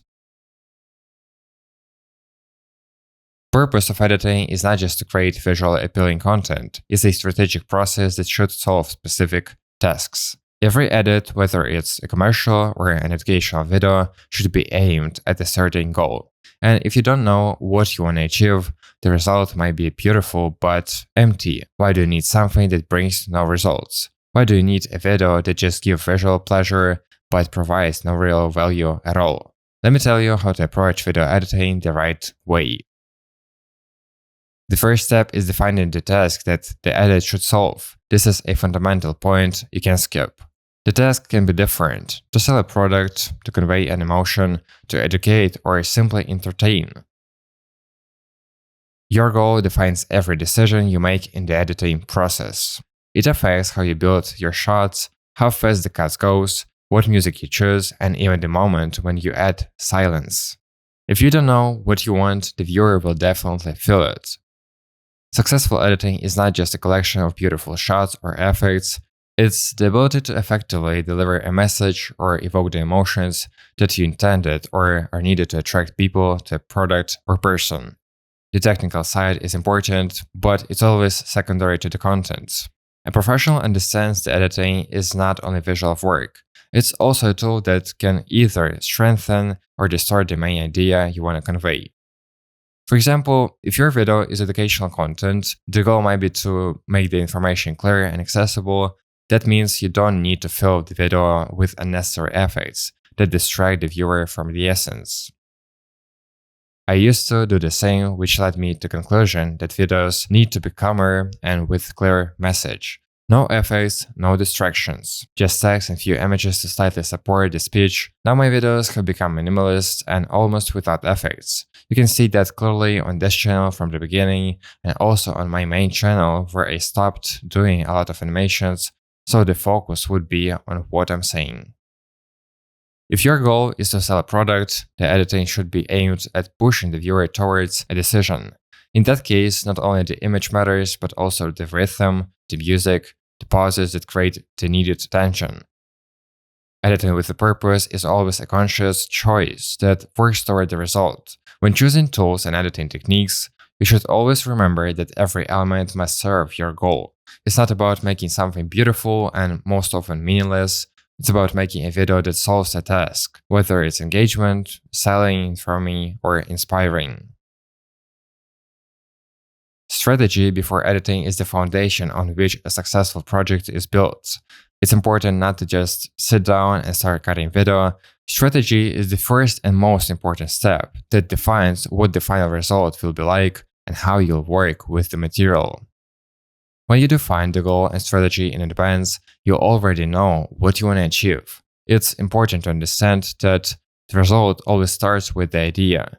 If you don't know what you want, the editing can turn into a chaotic stage instead of a coherent, logical story. By thinking in advance about how you want to deliver the information or emotion, you'll know what shots you need, how to build the rhythm, and what techniques to use. For example, if your goal is to sell a product through the video, you think in advance about what moments should be highlighted, what details emphasize the value, and how to get the needed emotional response from the viewer.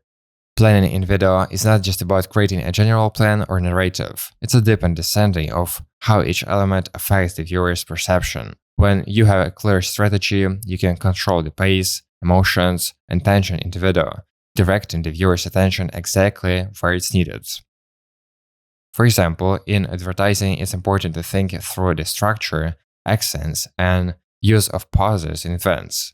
There's no need to make a top 10 effects in After Effects or the best animation in 2025 if they don't serve the main goal, sales. Here, it's important to choose the moments that emphasize the product and engage the viewer. The more clearly you understand in advance what moments to highlight, the easier it is to organize the edit. A conscious approach to the project also helps you not to drown in a mess of data. When you start the project with a clear goal and strategy, you get less distracted by unnecessary things. You look at shots and sounds not as chaotic elements, but as tools that help you achieve the needed results. Planning and strategy are investments in the quality of editing. You don't waste time on editing that won't give results. Instead, you focus only on the aspects that matter for achieving the goal. This allows you to reach the desired effects faster and more accurately without wasting time on unnecessary elements.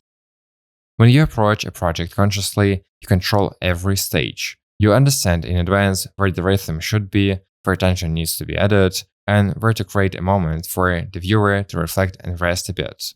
This helps keep the result in focus at all time, not just edit the way you're used to. In the end, strategy before editing is not just a plan. It's a deeper awareness that every choice you make during editing should serve your goal. And the clearer that goal is, the more successful the final product will be. When it comes to the fundamental principles of editing, the key points that often stay in the background are the basics: proper cutting, sound processing, color correction, music, and so on. These basic elements lay the foundation for any project, no matter what you're editing, a commercial, a podcast, or a music video, but this is often overlooked with people trying to jump straight into more complex and visually impressive techniques. The most important thing is to understand that the quality of the result always depends on the fundamental base. And no matter how much we try to decorate the video with effects, if its foundation is weak, it will look cheap. I've highlighted a few principles that will help you consistently achieve a solid result. Focus on the story and message. Before you start editing, it's important to ask, what do you want to convey to the viewer? This is the core principle that stays relevant no matter who you are working with. A strong message is what hooks people, and that foundation requires clean cuts and logical structure, cutting and synchronization. No matter how cool your effects or animations are, if the cutting isn't sharp, you won't be able to hold the viewer's attention. It's important to work with rhythm, not to drag out the shots, and also synchronize the video with the audio. If the shots don't match each other in speed or mood, the effect will be ruined.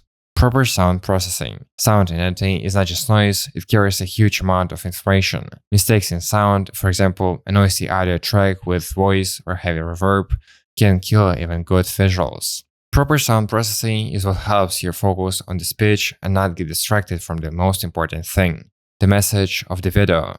Color correction is what makes the video visually appealing and helps create the right atmosphere. The same shot can be perceived completely different depending on how you treat it. Clean and correct lighting that doesn't tire the viewer also plays a key role in perception. The whole challenge of editing is not about adding more effects or viral animations, but in making sure your fundamentals are flawless. Only when you've mastered the basics, you can move on to more complex tools like animations, graphics, or effects. This is very important because advanced tools always serve as additions, not the foundation.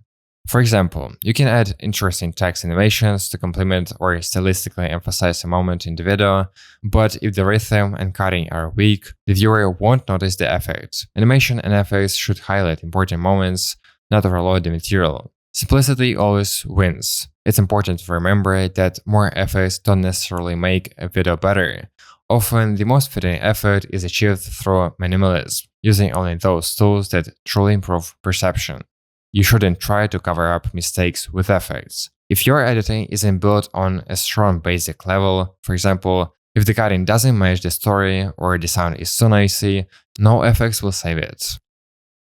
Everything you do in editing should be based on a strong foundation. The fundamental aspects, cutting, sound, color correction, must be polished at the highest level before you add any special effects. That's what will help you create not just a beautiful video, but a truly high quality and effective one.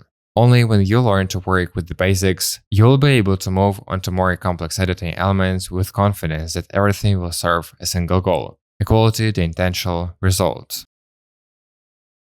The most expensive videos don't scream about themselves, they just feel different. And the reason is in the details no one sees. In this video, those very invisible elements that make editing feel expensive, even without effects and animations.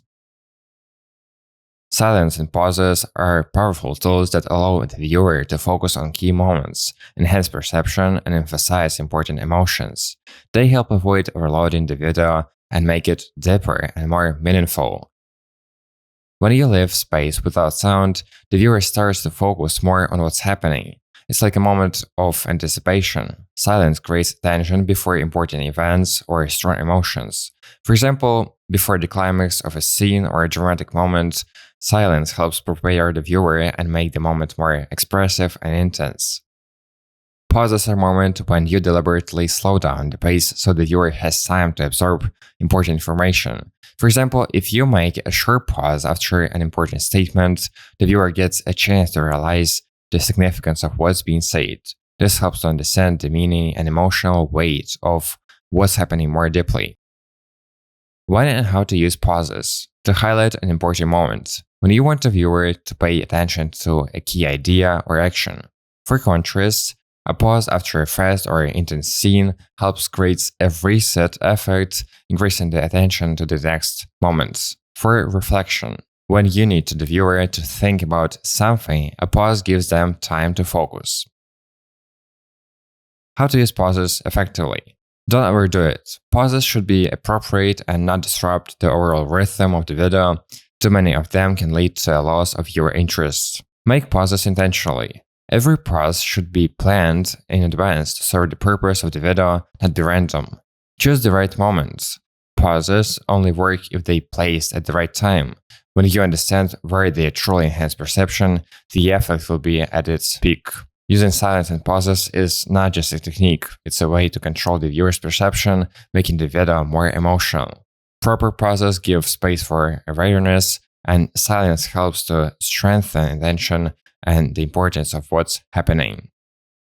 These invisible and subtle details are just the beginning, the smallest part of video editing. The real power lies in your decisions and basic editing skills that every video editor must master. If you want to learn how to edit in a way that makes you get paid more for your work while spending less time, watch my free 15-minute video. In it, I share the system that changed my approach and helped others achieve real results. One of these cases is my friend. After our one-on-one work, he got more than 15 million views, gained 100,000 subscribers, earned $10,000 from the YouTube Partner Program. In this video, you will learn how to keep the viewer's attention from the very first seconds, how to edit consciously, not intuitively, how to increase the value of your services, even if you don't have much experience yet. No effects that don't fit the context, no empty trends, just effective approaches. I went through many attempts to impress visually and spent a long time looking for optimal methods. Time showed that minimalism and clear goal brings the best results. Now I'm sharing this method with those who are ready to move from automatic editing to conscious editing with a precise goal. Start with this video, and if you feel that this suits you, at the end, there will be an opportunity to apply.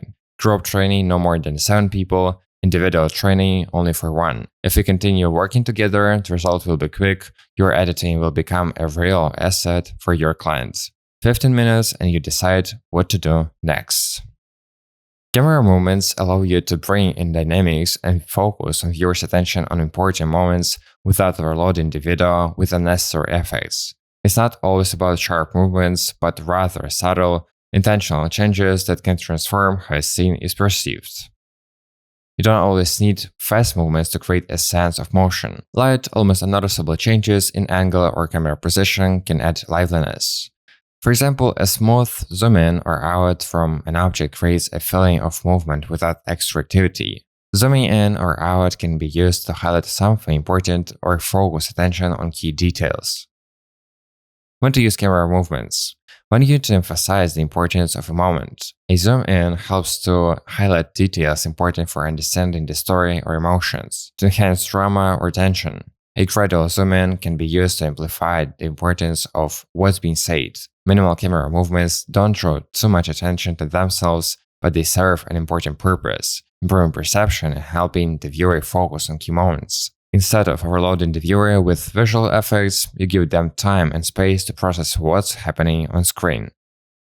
By using minimal camera movements, you not only add dynamics, but also effectively guide the viewer's attention. This makes the video feel more organic and creates a balance between visual effects and storytelling.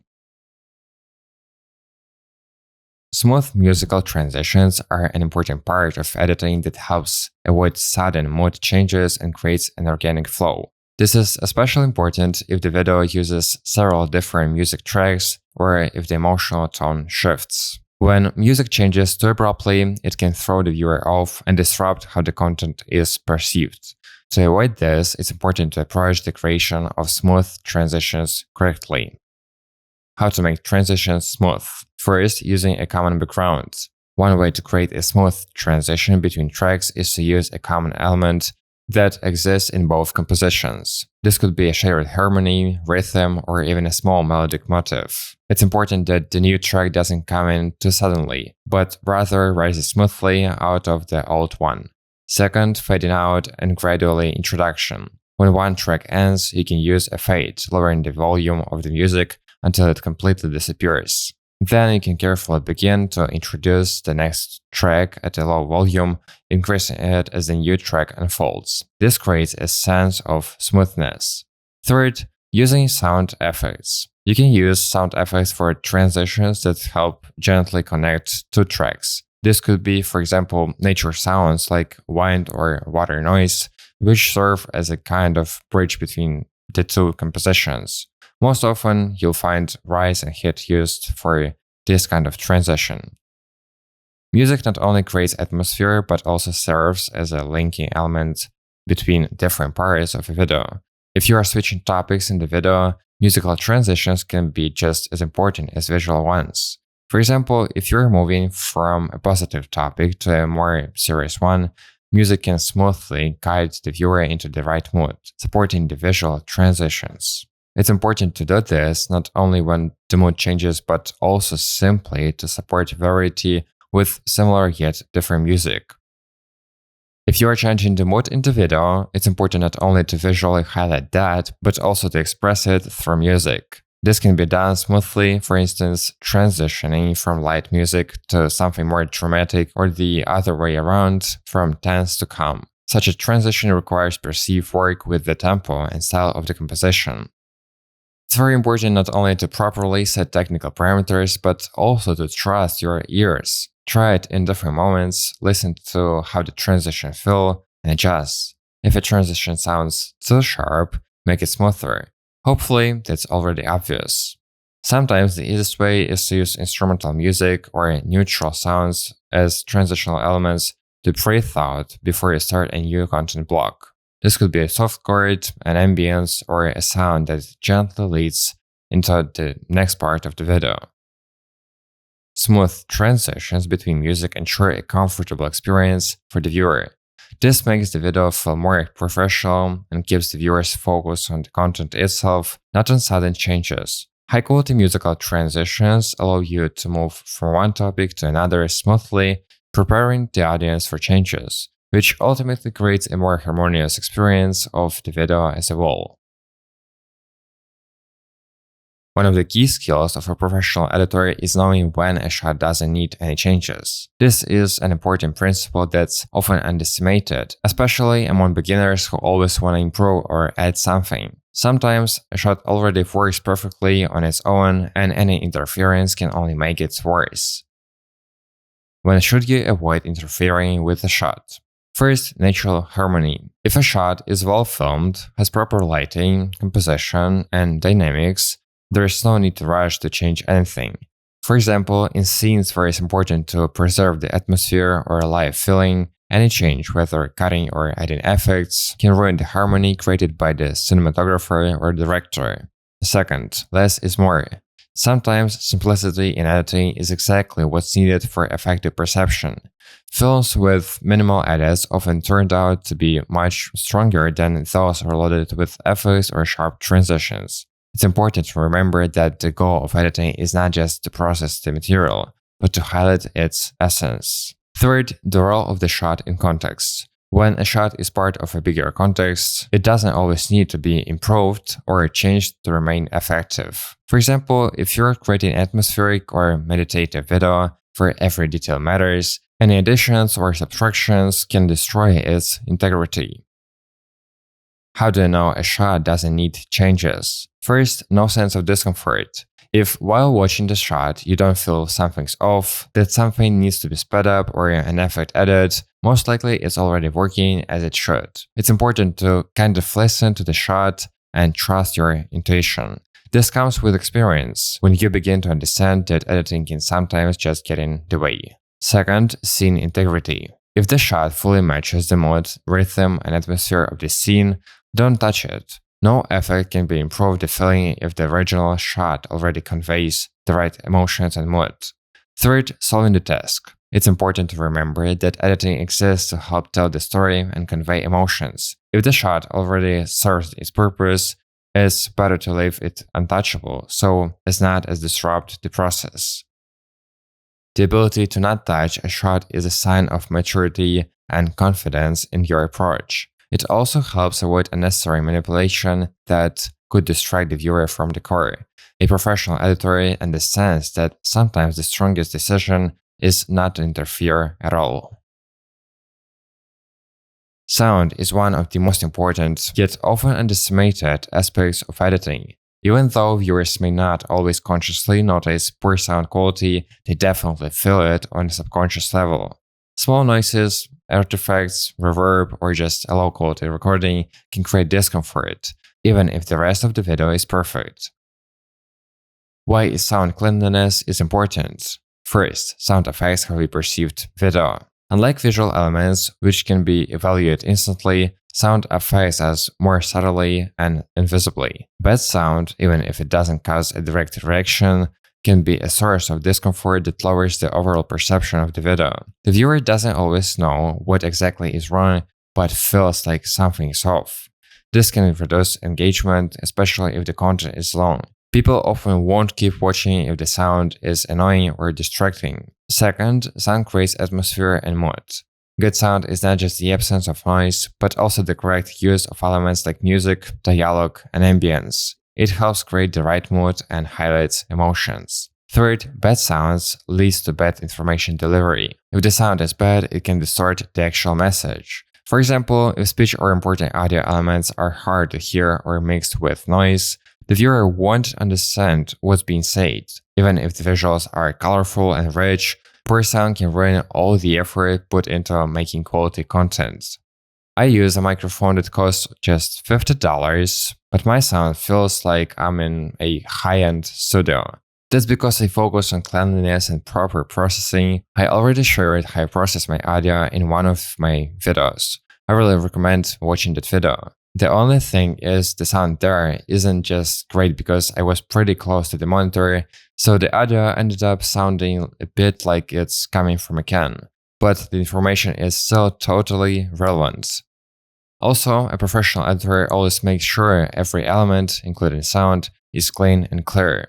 Bad sound immediately stands out, even if the visuals are perfect. That's why sound processing should be taken just as seriously as the visual parts. Proper audio work doesn't just make the content sound good, it helps it perceived on a deeper level, drawing viewers into the atmosphere. So, sound cleanliness is not just a technical detail, it's a key element that shapes content quality and how it's perceived by the audience. Volume balance is the foundation of good sound. Even if you have a perfect recording, awesome music, and clean voiceover, if one element is louder than another, it ruins the whole impression. Why is this important? First, everything should sound together, not fight each other. Speech shouldn't join in music, and effects shouldn't suddenly break the immersion. Balance means every sound has its place, works for the video, and doesn't pull attention away. Second, the viewer shouldn't feel tension. If the music is sometimes too loud, then too quiet, that's already a problem. Good balance means the viewer doesn't think about the sound at all, they just perceive it as natural.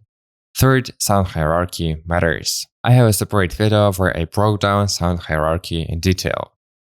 To explain it briefly, speech is always the priority, music should boost emotions, not interfere, effects used precisely so it doesn't overwhelm, background/ambience are noticeable but felt. Listen on different devices. Check how it sounds on headphones, phone, speakers. Good balance sounds right everywhere. Basically, if the sound is leveled and each layer is in its zone, the video feels easier to watch, more professional, and just nicer. Lately, I've noticed a huge number of videos on YouTube where they show you the next viral animation, but that doesn't make the content valuable. In this video, I'll explain you why following trends limits your success and how to start creating unique and valuable work that will make you stand out as a professional. You know, the problem with trends is that they are like fashion. Today you're trending and tomorrow you're outdated. When you're just copying viral animations and effects, they become part of the general stream. Seems cool, you're using the same animation as everyone else, the one's getting popular, but here's the problem, all of it gets outdated fast. Imagine you make a viral animations you saw from some video editor, you can use it in your video, and it becomes part of that wave. But over time, the trend loses its relevance because everyone is doing the same thing. You become just another editor who's simply copying. Trends are temporary and there is no strategy behind them. They can be useful in some cases, but they don't give you uniqueness. It's much more valuable if your work becomes recognizable, if your editing has something that no one else has done before. When you create content that's not just pretty, but goes against the grain, you start standing out. And that is worth way more than an animation 200 other people will use tomorrow. So instead of chasing every new trend, it's better to learn how to create your own style that will be in demand and fit the context of your videos. When you find your uniqueness and start working consciously, clients will come to you not because you follow trends, but because your approach is something more. You're not just doing tasks, you're creating videos that bring long-term results. If you truly understand that trends won't give you as much value as conscious video editing, then I'm offering you to watch my free 15-minute video where I share a system that helped me, and not just me. For example, it helped my friend get over 70 million views, gain 110,000 subscribers, and earn $10,000 from the YouTube Partner Program. You'll learn how to capture attention from the very first seconds, edit consciously, not based on intuition, raise the price of your services even if you don't have much experience yet. Trends come and go, but your unique style and solid fundamental editing, that's what will always be in demand. When you start working consciously and creating something of your own, clients will come to you for results, not for trendy animations. If what I'm saying resonates with you, there will be an option at the end to apply for the training. A 1-month group, no more than 7 people, or individual training for just 1 student. 15 minutes and you decide what to do next. When you work with high-quality clients, they are always looking for something more than just standard editing. Premium clients want to see that you are capable of solving their specific problems, offering non-standard solutions, and bringing originality and your own ideas.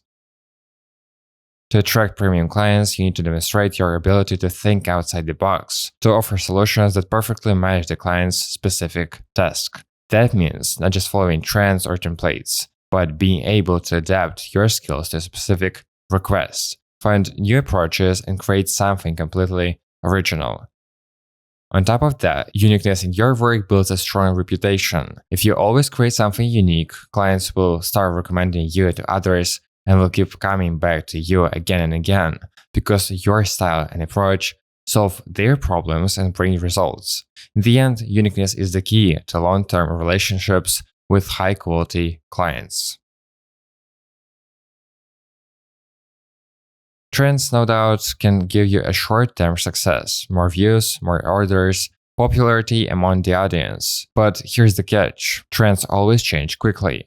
Today you're making videos with effects everyone wants, and tomorrow no one pays attention to them anymore. Trends come and go, and if you build your work only around them, you end up in a situation where everything you did before loses its relevance.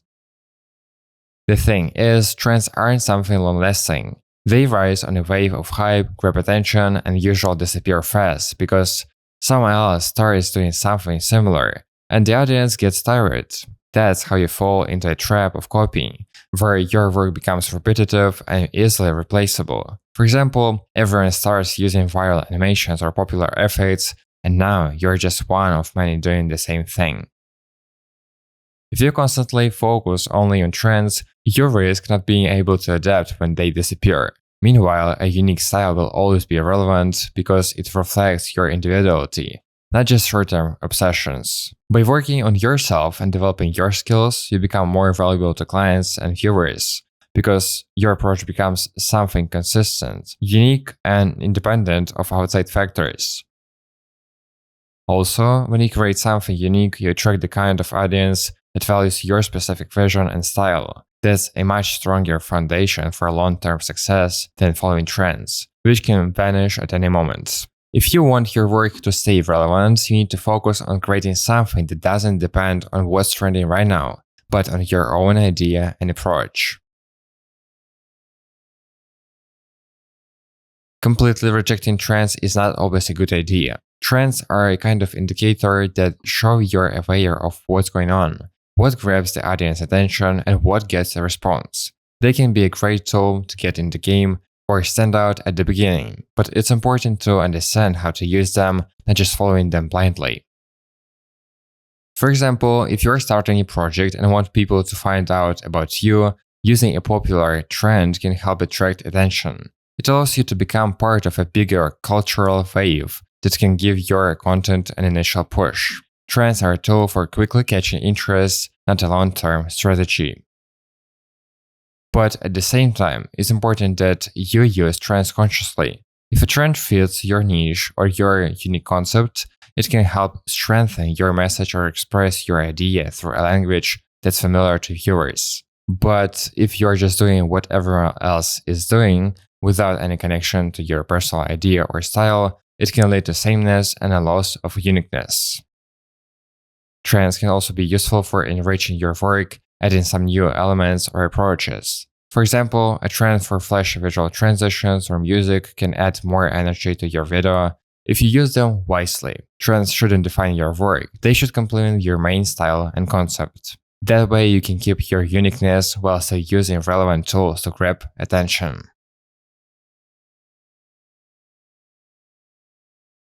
Copying trends word for word is a trap that beginners often fall into. The problem is that trends quickly become mainstream, and when everyone's doing the same thing, your work loses its value and becomes just as replaceable as everything else. But that doesn't mean you should completely ignore trends. Instead of just repeating what others do, try using them as inspiration. By being inspired by trends, you can create something new and unique. For example, if a popular effect or animation works well for others, it can be a good starting point to adapt the style to your own approach.